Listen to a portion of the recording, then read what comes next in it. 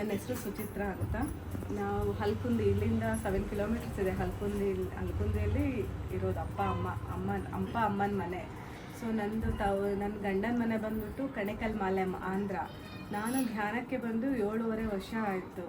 So 7.5 ವರ್ಷ ಅಂದರೆ ನನ್ನ ಪರಿಚಯ ಮಾಡಿಸ್ಕೊಟ್ಟಿದ್ದು ನನ್ನ ಅಕ್ಕ ಭಾಗ್ಯ ಅಂತ, ನನ್ನ ದೊಡ್ಡಮ್ಮನ ಮಗಳು. ಸೊ ನನ್ನ ಅಕ್ಕನಿಗೆ ನಾನು ಕೃತಜ್ಞತೆ ಸಲ್ಲಿಸ್ತೀನಿ ಇದ್ರ ಮೂಲಕ.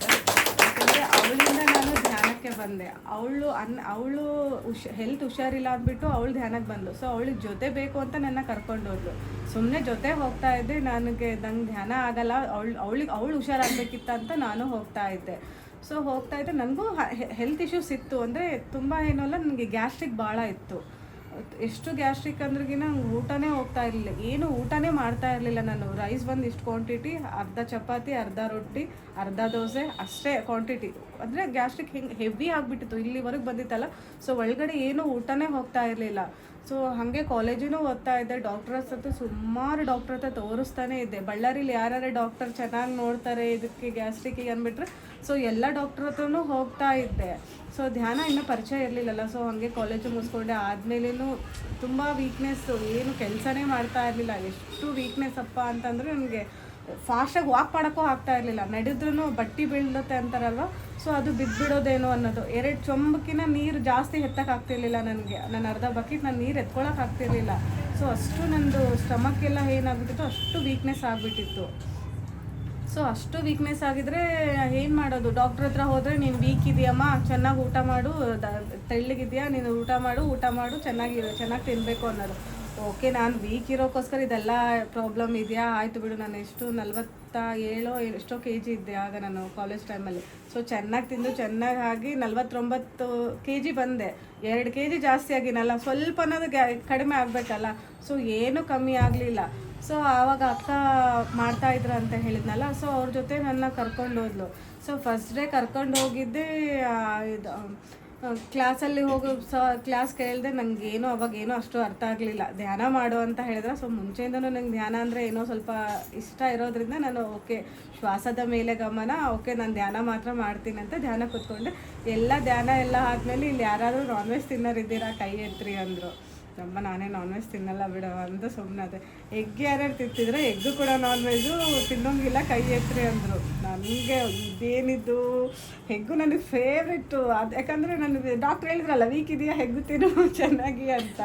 ಸೊ ಇದೇನಿದಪ್ಪ ಇವರು ಹಿಂಗೆ ಹೇಳ್ತಾರೆ. ನನಗೆ ಎಗ್ ಇರಲಿಲ್ಲ, ನನಗೆ ವೀಕ್ನೆಸ್, ನಂಗೆ ಊಟನೇ ಹೋಗಲ್ಲ. ಅದಾರಾದರೂ ಸ್ವಲ್ಪ ನಂಗೆ ಎನರ್ಜಿ ಕೊಡುತ್ತೆ, ಇವ್ರು ಅದನ್ನೇ ತಿನ್ನಬೇಡ ಅಂತಾರಲ್ಲ ಅಂದ್ಕೊಂಡು, ಇಲ್ಲ ಅದು ಕೂಡ ನಾನ್ ವೆಜ್ಜು ತಿನ್ನೋ ಹಂಗಿಲ್ಲ ಅಂತ. ಇವ್ರಿಗೆ ಯಾರೋ ಚೆನ್ನಾಗಿ ಹೇಳಿದ್ದಾರೆ, ಪತ್ರಿ ಸರ್ ಅಂತೆ. ಅವ್ರಿಗೇನೋ ವಯಸ್ಸಾಗಿದೆ, 70 ವರ್ಷ ಎಷ್ಟು, ಅವ್ರಿಗೇನು ಗೊತ್ತು. ಅದು ಸೈಂಟಿಫಿಕಲಿ ಪ್ರೂವ್ ಆಗಿದೆ, ಅದು ನಾನ್ ವೆಜ್ ಅಲ್ಲ ವೆಜ್ಜು ಅಂತ. ಗೊತ್ತಿಲ್ಲ ಅವ್ರಿಗೆ. ಅವ್ರೇನು ಅವಾಗಿನವರಲ್ಲ, ಹಳೆ ಕಾಲದವರಲ್ಲ, ಅವ್ರಿಗೆ ಗೊತ್ತಿಲ್ಲ, ಸುಮ್ಮನೆ ಏನೋ ಹೇಳ್ತಾರೆ. ಓಕೆ, ನನ್ನ ಪಾಡಿ ನಾನು ಧ್ಯಾನ ಮಾಡ್ಕೊಂಡು ಹೋಗೋಣ, ನನ್ನ ಪಾಡಿ ನಾನು ಎಗ್ಗು ತಿನ್ನೋಣ ಅಂತ ನಾನು ಕೈ ಎತ್ತಲಿಲ್ಲ. ಮತ್ತೆ ಎದ್ದಿರೋ ಬಿಡು ಅಂತಾರಲ್ವಾ. ಸೊ ಮನೆಗೆ ಬಂದುಬಿಟ್ಟೆ.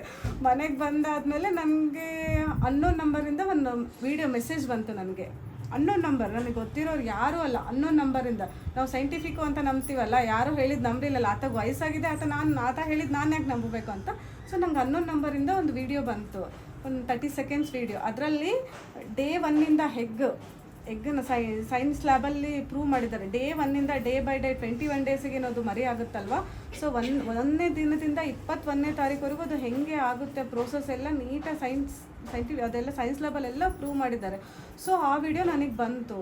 ನನಗೆ ಅವಾಗ ರಿಯಲೈಸ್ ಆಯಿತು, ಅಂದರೆ ಒಬ್ಬ ತಾಯಿ ಗರ್ಭದಲ್ಲಿ 1ನೇ ತಿಂಗಳು ಅಂದ್ಬಿಟ್ಟು ನಾವು ಇದು ಜೀವನೇ ಅಲ್ಲ ಅಂತ ನಾವು ಇದು ಮಾಡಲ್ಲ. 9 ತಿಂಗಳಾದ್ರೂ ಅದು ಜೀವ ಅಂತ, 1ನೇ ತಿಂಗಳಿದ್ರೂ ಜೀವ ಅಂತ ಹೆಂಗೆ ಅಂತೀವಿ. ಸೊ ಹೆಗ್ಗು ಕೂಡ ಅದು ಮೊಟ್ಟೆ ಇಟ್ಟಾಗಿಂದನೂ ಅದಕ್ಕೆ ಜೀವ ಇದೆ ಅಂತ ನನಗೆ ಅವಾಗ ಅಂದ್ಕೊಂಡು, ಸೊ ನಾನು ಅವತ್ತೇ ಸ್ಟಾಪ್ ಮಾಡಿಬಿಟ್ಟೆ. ಸೊ ನಮ್ಮ ಮನೇಲೂ ಎಲ್ರಿಗೂ ಹೇಳಿಬಿಟ್ಟೆ. ನಮ್ಮ ಮನೇಲೂ ಅವತ್ತಿಂದ ನಾವು ಎಗ್ಗು ಮನೇಲೂ ತಿಂತಾಯಿದ್ರಿಂದ ಅವರು ಎಲ್ಲ ಸ್ಟಾಪ್ ಮಾಡಿದ್ರು. ಬೆಳ್ಳುಳ್ಳಿನೂ ಯಾರೂ ತಿನ್ನಲ್ಲ, ಬೆಳ್ಳುಳ್ಳಿನೂ ಸ್ಟಾಪ್ ಮಾಡಿಬಿಟ್ರು. ನಮ್ಮ ಮನೇಲಿ ಬೆಳ್ಳುಳ್ಳಿ ಏನಕ್ಕೂ ಯೂಸೇ ಮಾಡಲ್ಲ. ಸೊ ಆವಾಗಿಂದ ನನ್ನ ಧ್ಯಾನ ಸ್ಟಾರ್ಟ್ ಆಯಿತು. ನಾನು ಎಲ್ಲೇ ಹೋದ್ರೂ, ರ್ಯಾಲಿಯ ಎಲ್ಲೇ ಅಂದ್ರೂ ಅಟೆಂಡ್ ಆಗ್ತಾ ಇದ್ದೆ. ಎಲ್ಲಿ ಕ್ಲಾಸ್ ಹೇಳ್ತಾರಂದ್ರೂ ಹೋಗ್ತಾ ಇದ್ದೆ. ಸೊ ಎಲ್ಲ ಕಡೆನೂ ನಾನು ಅಟೆಂಡ್ ಆಗ್ತಾ ಇದ್ದೆ. ಸೊ ಅಷ್ಟು ನಾನು ಹೋಗ್ತಾ ಇದ್ರೂ ನನಗೆ ಗ್ಯಾಸ್ಟ್ರಿಕ್ ಕಮ್ಮಿ ಆಗಲಿಲ್ಲ. ಗ್ಯಾಸ್ಟ್ರಿಕ್ ಅಂದರೆ ಸ್ವಲ್ಪ ಕಮ್ಮಿ ಆಯಿತು. ನನಗೆ ಈ ಪಾರ್ಟಲ್ಲಿ ಏನಿದೆ ತುಂಬ ಅಂದರೆ ತುಂಬ ಪೇನು. ಎಷ್ಟು ಪೇನು ಅಂದರೆ ಯಾರಾದರೂ ಚಾಕು ಹಾಕಿ ಸುಚ್ಚಿ ಹಿಂಗೆ ಒಳಗಡೆ ತೆಗಿತಿದ್ದಾರೇನೋ ಅಷ್ಟು ಪೇನು. ಸೊ ಅದರಿಂದ ಏನು ಮಾಡ್ತಾ ಇದ್ದೆ, ನಾನು ಇಷ್ಟು ಧ್ಯಾನ ಮಾಡ್ತಿದ್ದೀನಿ, ಏನು ಮಾಡಬೇಕು ಅಂತ ನಾನು ಟ್ಯಾಬ್ಲೆಟ್ ಸ್ಟಾಪ್ ಮಾಡಿಬಿಟ್ಟೆ. ನಾನು ಅದು ಒಂದು ವಾರಕ್ಕೆ ಕೊಟ್ಟರು, 15 ದಿನಕ್ಕೆ ಕೊಟ್ಟರು, ತಿಂಗ್ಳಿಗೆ ಕೊಟ್ಟರು, ಹಂಗೆ 2 ತಿಂಗಳು ಕಂಟಿನ್ಯೂ ಮಾಡಮ್ಮ ಅಂದ್ಬಿಟ್ರು. ಇದೇನಿದು ಕಡಿಮೆ ಆಗ್ತಾ ಬರಬೇಕಲ್ಲ, ಟ್ಯಾಬ್ಲೆಟ್ಸ್ ತೊಗೊಂಡ್ಮೇಲೆ ರೋಗನೂ ಕಡಿಮೆ ಆಗಬೇಕು, ಟ್ಯಾಬ್ಲೆಟ್ಸ್ ಆದರೂ ಕಡಿಮೆ ಆಗುತ್ತೆ, ಎರಡೂ ಕಮ್ಮಿ ಆಗಲಿಲ್ಲ. ಬೇಡ ಯಾವುದಾದ್ರೂ ಬಂದಿಡಬೇಕು, ಧ್ಯಾನಕ್ಕೆ ಬಂದಮೇಲೆ ಟ್ಯಾಬ್ಲೆಟೇ ಬೇಡ. ಎಷ್ಟೆಷ್ಟೋ ಜನದ ಎಕ್ಸ್ಪೀರಿಯನ್ಸ್ ಕೇಳ್ಬಿಟ್ಟಿದ್ದೀನಲ್ಲ, ಎಷ್ಟೆಷ್ಟೋ ಎಂತೆಂಥ ರೋಗನೇ ರಿಕವರಿ ಆಗಿದ್ದಾರೆ. ನಂದೇನು ದೊಡ್ಡದು, ವೆರಿ ಗ್ಯಾಸ್ಟ್ರಿಕ್ ಅಲ್ಲ. ಸರಿ ಬೇಡ ಬಿಡು, ಟ್ಯಾಬ್ಲೆಟೇ ಬೇಡ ಅಂತ ನಾನು ಸ್ಟಾಪ್ ಮಾಡಿಬಿಟ್ಟೆ. ಸೊ ನನಗೆ ಇನ್ನೂ ಪೇಯ್ನ್ ಜಾಸ್ತಿ ಆಗ್ತಾ ಹೋಗ್ತು. ನಾನು ಹೀಗೆ ಮಾಸ್ಟರ್ಸ್ನ ಕೇಳ್ತಾ ಇದ್ದರೆ, ನಿನ್ನದು ಕರ್ಮ ಎಷ್ಟಿರುತ್ತೋ, ನೀನು ಈಗ ಧ್ಯಾನ ಮಾಡ್ತಾ ಇದೆಯಾ, ನಿಂದು ಹಿಂದಿನ ಜನ್ಮದಲ್ಲೆಲ್ಲ ಎಷ್ಟೆಲ್ಲ ಕರ್ಮ ಇರುತ್ತೋ ಗೊತ್ತಿಲ್ಲಲ್ವಾ. ಸೊ ಅದಕ್ಕೆ ನೀನು ಏನು ಮಾಡಬೇಕು, ಇನ್ನೂ ಹೆಚ್ಚು ಹೆಚ್ಚು ಧ್ಯಾನ ಮಾಡಬೇಕು ಅಂತ ಹೇಳಿದರು. ಓಕೆ, ನಾನು ಇನ್ನೂ ಜಾಸ್ತಿ ಧ್ಯಾನ ಮಾಡಿದೆ. ಬೆಳಗ್ಗೆ 3 o'clock ಎದ್ದು 6ವರೆಗೆ ಮಾಡೋದು, ಮತ್ತು ಡೇ ಟೈಮಲ್ಲಿ ಮಾಡೋದು, ಯಾವಾಗ ಫ್ರೀ ಸಿಗುತ್ತೋ ನೈಟು. ಹೆಂಗೂ ಮ್ಯಾರೇಜ್ ಇಲ್ಲ ಅಲ್ಲ, ಮನೇಲಿ ಒಬ್ಬಳೆ ಅಮ್ಮ ಕೆಲಸ ಮಾಡೋದು ಏನೂ ಇಲ್ಲ. ಸೊ ಆ ಟೈಮ್ನ ನಾನು ಹೇಗೆ ಯೂಸ್ ಮಾಡ್ಕೋಬೇಕು, ಧ್ಯಾನ ಪ್ರಚಾರ ಹೀಗೆ ಮಾಡ್ತಾ ಮಾಡ್ತಾ ಜಾಸ್ತಿ ಮಾಡ್ತಾನೇ ಇದ್ದೆ. ಬಟ್ ಏನೂ ಕಡಿಮೆನೇ ಆಗ್ತಾ ಇರಲಿಲ್ಲ. ನನಗೆ ಇದೊಂದು ಕ್ವಶನ್ ಮಾರ್ಕ್ ಆಗೋದು, ಎಲ್ಲರೂ ಅಷ್ಟು ಮಾಡಿದೆ, ಇಷ್ಟು ದಿನಕ್ಕೆ ಆಯಿತು, ಇಷ್ಟು ಮಾಡಿದ್ರೆ ನನಗೆ ಯಾಕೆ ಇನ್ನೂ ಕಮ್ಮಿ ಆಗ್ತಾ ಇಲ್ಲ ಅಂತ. ಓಕೆ, ನಂದು ಇನ್ನೂ ಸಾಧನೆ ಮಾಡೋದಿದೆ, ನಂದು ಇನ್ನೂ ಎಷ್ಟು ಕರ್ಮ ಇದೆ, ನಾನು ಕ್ಲಿಯರ್ ಮಾಡ್ಕೋಬೇಕು. ಬಟ್ ನಾನು ಎಲ್ಲೂ ಧ್ಯಾನಕ್ಕೆ ಸ್ಟಾಪ್ ಮಾಡಿಲ್ಲ, ಇದು ಬಿಡಪ್ಪ ಇದನ್ನು ವರ್ಕ್ ಆಗ್ತಾ ಇಲ್ಲ ಅಂತ. ಸೊ ನಾನು ಇನ್ನೂ ಮಾಡೋಕ್ಕೆ ಸ್ಟಾರ್ಟ್ ಮಾಡಿದೆ. ಸೊ ಅಷ್ಟರಲ್ಲಿ ನಾನು ಧ್ಯಾನಕ್ಕೆ ಬಂದು ಒಂದು 6 monthsಲ್ಲೇ ನನ್ನ ಮ್ಯಾರೇಜ್ ಫಿಕ್ಸ್ ಆಯಿತು. ಮ್ಯಾರೇಜ್ ಫಿಕ್ಸ್ ಆದಮೇಲೆ ನನಗೆ ಮ್ಯಾರೇಜ್ ಫಿಕ್ಸ್ ಆಯ್ತಲ್ವ. ಸೊ ನಾನು ಹೋಗಿಬಿಟ್ರೆ ನನ್ನ ಊರಲ್ಲಿನೂ ಹಲ್ಕುಂದಿ ಅಲ್ವಾ, ಸೊ ಅಲ್ಲಿ ಯಾರೂ ಧ್ಯಾನ ಇನ್ನೂ ಬಂದಿರಲಿಲ್ಲ. ಸೊ ನಾನು ಅಲ್ಲಿ ಎಲ್ಲರಿಗೂ ಧ್ಯಾನ ನಾವು ಧ್ಯಾನ ಕಲ್ತಿದ್ವಿ ಅಂದರೆ 4 ಜನಕ್ಕೆ ನಾವು ಹೇಳಬೇಕಲ್ವ. ಸೊ ಹಾಗಾಗಿ ನಾನು ನಮ್ಮೂರಲ್ಲಿ ಧ್ಯಾನ ಇಟ್ಕೊಳ್ಳೋಣ ಅಂತೇಳಿ ಮಾಡಿದ್ವಿ. ಸೊ ಮನೆ ಧ್ಯಾನ ಅಂತ ಮಾಡಿದ್ವಿ. ಇವಾಗ ನೀವೆಲ್ಲರೂ ಹೆಂಗೆ ಮನೆ ಧ್ಯಾನ ಮಾಡ್ತೀರೋ ಅಲ್ಲೇ 11 ದಿನ, ಫಸ್ಟು 5 ದಿನ. ಸೊ ಆಮೇಲೆ ಎಲ್ಲರೂ ಸ್ಟಾರ್ಟ್, ನಮ್ಮನೇಲಿ ನಾನು ಇಟ್ಕೊತೀನಿ ಅಂತ. ಸೊ ಫುಲ್ಲು ಏರಿಯಾ ಫುಲ್ಲು ಧ್ಯಾನ ಪ್ರಚಾರ ಆಗೇ ಹೋಯ್ತು. ಸೊ ಅಷ್ಟೊತ್ತಿಗೆ ನನ್ನ ಮ್ಯಾರೇಜ್ ಫಿಕ್ಸ್ ಆಗಿ ಡೇಟ್ ಕೂಡ ಹತ್ತಿರ ಬಂತು. ನಂಗೊಂದು ಆಮೇಲೆ ಒಂದು ಥಾಟ್ ಬಂತು, ಸೊ ಈಗ ಧ್ಯಾನ ಎಲ್ಲರೂ ಮಾಡ್ತಾ ಇದ್ದಾರೆ. ಅಲ್ಲಿ ವಿಲೇಜಲ್ಲಿ ಅಂದರೆ ಅಲ್ಲಿಂದ ಪಿರಮಿಡ್ ಎಲ್ಲೂ ಇಲ್ಲ. ಸೊ ಬಳ್ಳಾರಿಗೆ ಅಂದರೆ ಅವ್ರ ಮನೇಲಿ ಎಷ್ಟು ಮಟ್ಟಿಗೆ ಕಳಿಸ್ತಾರೋ ಗೊತ್ತಾಗಲ್ಲ, ಒಬ್ಬೊಬ್ರು ಬರ್ಬೋದು, ಎಲ್ಲರೂ ಬರೋಕ್ಕಾಗಲ್ಲ. ಸೊ ನನಗೇನಾಯಿತು, ನಾನು ಮದುವೆಗೆ ಹೋದ್ಮೇಲೂ ಇಲ್ಲಿ ಯಾರೂ ಧ್ಯಾನ ಸ್ಟಾಪ್ ಮಾಡಬಾರ್ದು, ಎಲ್ಲರೂ ಧ್ಯಾನ ಮಾಡ್ತಾ ಇರಬೇಕು ಅಂತ ಹೇಳಿಬಿಟ್ಟು, ಸೊ ನನ್ನ ಮದುವೆ ಆಗೋಷ್ಟು ಒಳಗೆ ಇಲ್ಲೊಂದು ಪಿರಮಿಡ್ ಬರಬೇಕು ಅಂತ ನಾನು ಸಂಕಲ್ಪ ಮಾಡಿದೆ. ಸೊ ಅದೇ ಸಂಕಲ್ಪ ಪ್ರಕಾರನೇ ಮತ್ತೆ ನಾವು ಧ್ಯಾನ ಎಲ್ಲನೂ ಮಾಡೋಕ್ಕೆ ಸ್ಟಾರ್ಟ್ ಮಾಡಿದ್ವಿ. ಸೊ ನನಗೆ ಪಿರಮಿಡ್ ನಾನು ಬರೀ ಸಂಕಲ್ಪ ಮಾಡ್ಕೊಂಡಿದ್ದು ಮಾತ್ರ. ನನಗೆ ಎಷ್ಟೊಂದು ಮಾಸ್ಟರ್ಸು ನನಗೆ ಸಹಾಯ ಮಾಡಿದ್ರು ಅಂದರೆ, ಹನುಮಂತರಾವ್ ಸರ್ ಆಗಿರ್ಬೋದು, ಗೀತಾ ಮೇಡಮ್ ಆಗಿರ್ಬೋದು, ಭೀಮಾ ಸರ್ ಆಗಿರ್ಬೋದು, ಫೇಮಸ್ ಸರು. ಸೊ ಎಷ್ಟೊಂದು ಮಾಸ್ಟರ್ಸ್ ನನಗೆ ಎಲ್ಲರೂ ಸಹಾಯ ಮಾಡಿದ್ರು, ಎಲ್ಲರೂ ಸಪೋರ್ಟಿವ್ ಆಗಿದ್ದರು. ಸೊ ಅವರೆಲ್ಲರ ಸಪೋರ್ಟಿಂದನೇ ನನಗೆ ಅಲ್ಲಿ ಅಲ್ಕುಂದಿಯಲ್ಲಿ ಒಂದು ಪಿರಮಿಡ್ಡು ಚೆನ್ನಾಗಿತ್ತು. ಭೀಮಾ ಸರ್ ಹತ್ತಿರ ಇದ್ದನ್ನೇ ಒಂದು ಮನೇನೂ ಅಷ್ಟು ನಾವು ತೊಗೊಂಡು ಕಟ್ಟಿಸ್ತೋ ಇಲ್ಲ. ಸೊ ಪಿರಮಿಡ್ ಮಾತ್ರ ಸಾರೇ ಹೋಗಿ ಸೋಮಸಮುದ್ರದಿಂದ ವರ್ಕರ್ಸ್ನ ಕರ್ಕೊಂಬರೋದಾಗಲಿ, ಬಿಡೋದಾಗಲಿ, ಅವ್ರಿಗೆ ಏನೇ ಪೇಮೆಂಟ್ ಇದು ಫಂಡ್ ಕಲೆಕ್ಷನ್ ಆಗಲಿ, ಸೊ ಪ್ರತಿಯೊಂದಕ್ಕೂ ಸರ್ ಸಪೋರ್ಟ್ ಮಾಡಿದರು. ಗೀತಾ ಮೇಡಮ್ ಆದ್ರೂ ಪ್ರತಿಯೊಂದಕ್ಕೂ ಡೇ 1ಇಂದ ಪಿರಮಿಡ್ ಎಂಡ್ ಆಗೋವರೆಗೂ ನನ್ನ ಜೊತೆಗೇ ಇದ್ದರು. ಎಷ್ಟು ಸಪೋರ್ಟ್ ಆಗಿದ್ರು ಅಂದರೆ ಅಷ್ಟು ಸಪೋರ್ಟ್. ಎಷ್ಟು ಬೇಗ ಪಿರಮಿಡ್ ಆಯಿತು ಅಂದರೆ ಬರೀ 6 monthsಲ್ಲೇ ಪಿರಮಿಡ್ ಆಯಿತು. ನಂದು ಏಪ್ರಿಲ್ 28-29 ಮ್ಯಾರೇಜ್ ಡೇಟ್ ಫಿಕ್ಸ್ ಆದರೆ, ನನ್ನ ಸಂಕಲ್ಪ ಪ್ರಕಾರ ಮ್ಯಾರೇಜ್ಗಿನ ಮುಂಚೆ ಅಂತ ಹೇಳಿದ್ದೆ ಏನಿದೆ ಅದೇ 24ನೇ ತಾರೀಕಿಗೆ ಪಿರಮಿಡ್ ಕೂಡ ಓಪನ್ ಆಯಿತು. ಸೊ ತುಂಬ ಖುಷಿ ಆಯಿತು. ಪಿರಮಿಡ್ ಓಪನ್ ಸಾರೆಲ್ಲ ಬಂದಿದ್ದರು, ಭಾಳ ಚೆನ್ನಾಗಾಯಿತು. ಪತ್ರಿ ಸರ್ ಕೂಡ ಬಳ್ಳಾರಿಗೆ ಬಂದಿದ್ದರು. ಸೊ ಅವ್ರಿಗೂ ಇನ್ಫಾರ್ಮ್ ಮಾಡಿದೆ, ಅವ್ರಿಗೂ ಇನ್ವೈಟ್ ಮಾಡಿದೆ. ಸೊ ಅವ್ರಿಗೆ ಬರೋಕ್ಕಾಗಲಿಲ್ಲ ಅಂದ್ಬಿಟ್ಟು ಮೇಡಮ್ ಅವರು ಸರ್ಸ್ನೆಲ್ಲ ಕಳಿಸಿದ್ರು. ಸೊ ಅದು ಆದಮೇಲೆ ನನಗೆ ಮದುವೆ ಆಯಿತು. ಸೊ ಮದುವೆ ಆದಮೇಲೆ ನೋಡಿ, ಧ್ಯಾನಕ್ಕೆ ಮುಂಚೆ ಹೆಂಗಿತ್ತು, ಖುಷಿಯಾಗಿ ಎಲ್ಲನೂ ಮಾಡ್ಕೊಂಡೋದು. ಧ್ಯಾನ ಬಂದಾದಮೇಲೆ ನನ್ನ ಅಜ್ಞಾನದಿಂದ ನಾನು ಧ್ಯಾನ ಬಿಟ್ಟಾದ್ಮೇಲೂ ನಾನು ಎಷ್ಟು ಸಫರ್ ಆಗಿದ್ದೀನಿ ಅಂತಲೂ ನಾನು ಹೇಳ್ತೀನಿ. ಧ್ಯಾನ ಮದುವೆ ಆದಮೇಲೆ ನಾನು ಬೆಂಗಳೂರಲ್ಲಿ ಹೋಗಿಬಿಟ್ಟೆ. ಸೊ ಅಲ್ಲಿ ಫ್ಯಾಮ್ಲಿ ಇಶ್ಯೂಸಿಂದ ಅಂದರೆ ರೆಗ್ಯುಲರಾಗಿ ಮಾಡೋಕ್ಕಾಗ್ತಿಲ್ಲ ನನಗೆ. ಅಲ್ಲೆಲ್ಲಿ ಪಿರಮಿಡ್ ಎಲ್ಲಿ ಹೋಗಬೇಕು ಅಂತಲೂ ಗೊತ್ತಾಗಲಿಲ್ಲ. ಹೆಂಗಾಗ್ಬಿಡ್ತು, ಮನೆಯಲ್ಲೇ ಲಾಕ್ ಆದಂಗೆ ಆಗಿಬಿಡ್ತು. ಸೊ ನನಗೆ ಎಷ್ಟೇ ಮಾಡಬೇಕು ಹೊರಗಡೆ ಅಂತಂದ್ರೂ ಆಗ್ತಾಯಿಲ್ಲ. ನಂಗೆ ಅವಾಗ ಕಾಂಟ್ಯಾಕ್ಟ್ ಸಿಗ್ತಾ ಇದ್ದಿಲ್ಲ, ಏನೂ ಆಗಿಲ್ಲ. ಸೊ ಮನೇಲಿ ಮಾಡ್ತಾಯಿದ್ದೆ, ಎಷ್ಟಾಗುತ್ತೋ ಅಷ್ಟು. ಅದು ಏನಾಗ್ಬಿಡುತ್ತೋ ಒಂದೊಂದು ದಿನ ಗ್ಯಾಪ್ ಆಗಿಬಿಡೋದು. ಒಂದಿನ ಮಾಡ್ತಿದ್ದೆ, ಒಂದಿನ ಆಗಿಲ್ಲ ಅಂದರೆ ಇರಲಿ ಬಿಡು ಏನಾಗುತ್ತೆ ಅನ್ನೋದು. ಸೊ ಅದರಿಂದ ಎಷ್ಟು ಲಾಸ್ ಗೊತ್ತಾ, 1 ದಿನ ನಾವು ಧ್ಯಾನ ಬಿಟ್ಟು ಅಂತಂದ್ರಿನ 7 ದಿನ ನಾವು ಹಿಂದೆ ಹೋಗ್ತೀವಂತೆ. ಸೊ ನಾವು 7 ದಿನ ನಾವು ಎನರ್ಜಿನ, 1 ದಿನ ಧ್ಯಾನ ಆಗುತ್ತೆ, ಏನಾಗಲ್ಲ ಬಿಡು, ಎಕ್ಸ್ಕ್ಯೂಸ್ ಕೊಡೋಣ ಅಂತಂದರೆ ನಾವು 7 ದಿನ ಹಿಂದೆ ಹೋಗ್ತೀವಂತೆ. ಸೊ ಅವತ್ತಿಂದ ಎನರ್ಜಿ, ಆ 7 ದಿನ ಎನರ್ಜಿ ಕಾಪಾಡ್ಕೊಂಬಂದಿದ್ದಲ್ಲ, ನಾವು 1 ದಿನ ಇವತ್ತು ನಮ್ಮ ಸೋಮಾರಿತನದಿಂದ ಬಿಟ್ಕೊಂಡ್ರೆ, ಸೊ 1 ದಿನ ನಮ್ದು ಎನರ್ಜಿ ಇಲ್ಲ, 7 ದಿನದ ಎನರ್ಜಿನೂ ಲಾಸ್ ಆಗಿಬಿಡುತ್ತಲ್ಲ. ಸೊ ಹಾಗೆ ಮಾಡ್ತಾ ನನಗೆ ತುಂಬ ಅಂದರೆ ತುಂಬ ಗ್ಯಾಪ್ ಆಯಿತು. ಸೊ ಎಷ್ಟು ಆಮೇಲೆ ಎನರ್ಜಿ ಲಾಸ್ ಆಗ್ತಾ ಆಗ್ತಾ ನೆಗೆಟಿವ್ ಬರೀ ಗಾಸಿಪ್ಪು, ಬರೀ ಅವರು ಹಿಂಗಂದ್ರು, ಫ್ಯಾಮ್ಲಿ ಅಂದಮೇಲೆ ಇದ್ದೇ ಇರುತ್ತಲ್ಲ ಸಂಸಾರ. ಸೊ ಬರೀ ಇದೇ ಆಗೋಯ್ತು ನಂಗೆ. ಇದೇನಪ್ಪ ಹಿಂಗಾಯಿತು ಅಂತ ನಾನು ಮತ್ತೆ ಧ್ಯಾನನೂ ಮಾಡ್ತಾ ಇದ್ದೆ. ಸೊ ನಾವು ಹೆಚ್ಚೆಚ್ಚು ಧ್ಯಾನ ಮಾಡ್ತಾ ಬರೀ ಧ್ಯಾನ ಒಂದೇ ಸಾಕಾಗಲ್ಲಲ್ವಾ. ಸೊ ಧ್ಯಾನ ಜೊತೆಗೆ ಜ್ಞಾನನೂ ಬೇಕು. ಸರ್ ಯಾವಾಗಲೂ ಹೇಳ್ತಾರೆ ಧ್ಯಾನದಿಂದ ಜ್ಞಾನ, ಜ್ಞಾನದಿಂದ ಮುಕ್ತಿ ಅಂತ. ಸೊ ನಾವು ಜ್ಞಾನನೂ ತಿಳ್ಕೊಬೇಕು. ಸೊ ಜ್ಞಾನ ಇಲ್ಲಾಂದರೆ ಅಜ್ಞಾನದ ಕಡೆ ಹೋಗ್ತಾನೆ ಇರ್ತೀವಿ. ನನಗೊಂದು ಆಯಿತು. ಸೊ ಇದೆಲ್ಲ ಆಯ್ತಿದ್ರಿಂದ ನಾನು ಹೊರಗಡೆ ಬರಲೇಬೇಕು. ಸೊ ಸ್ಟ್ರಾಂಗಾಗಿ ಡಿಸಿಷನ್ ತೊಗೊಂಡು ನಾನು ಅವಾಗ ಲಾಕ್ಡೌನ್ ಬೇರೆ ಬಂತು. ಸೊ ಲಾಕ್ಡೌನಲ್ಲಿ ಎಲ್ಲೂ ಹೊರಗಡೆ ಹೋಗೋಂಗಿಲ್ಲ. ನಾನು ಹೆಂಗೆ ಮಾಡಬೇಕು, ನಾನು ಮತ್ತೆ ಮನೇಲಿ ಸ್ಟಾರ್ಟ್ ಮಾಡಿದ್ಮೇಲೆ ಆಮೇಲೆ ನನ್ನ ಭಾಗ್ಯ ಅಂತ ಹೇಳಿದ್ನಲ್ಲ. ಸೊ ನಂಗೆ ಯಾವಾಗಲೂ ಸಪೋರ್ಟಿವ್ ಆಗಿರ್ತಾರೆ. ಅಕ್ಕ ನನಗೆ ಮತ್ತೆ ಫೋನ್ ಮಾಡಿ ಇನ್ನರ್ ಜರ್ನಿ ಅಂತ ಇದೆ, ಇದಕ್ಕೆ ಜಾಯ್ನ್ ಆಗು, 5 to 6 ಇದೆ ಅಂತಂದರು. ಓಕೆ, ನನಗೂ ಮಗು ಆದ್ರಗಿನ ನನಗೂ ಇವರೇ ಬರಬೇಕು ಅನ್ನೋದು ಒಂದು ಪ್ಲ್ಯಾನ್, ಮಾಸ್ಟರೇ ಬರಬೇಕಂತಿತ್ತು.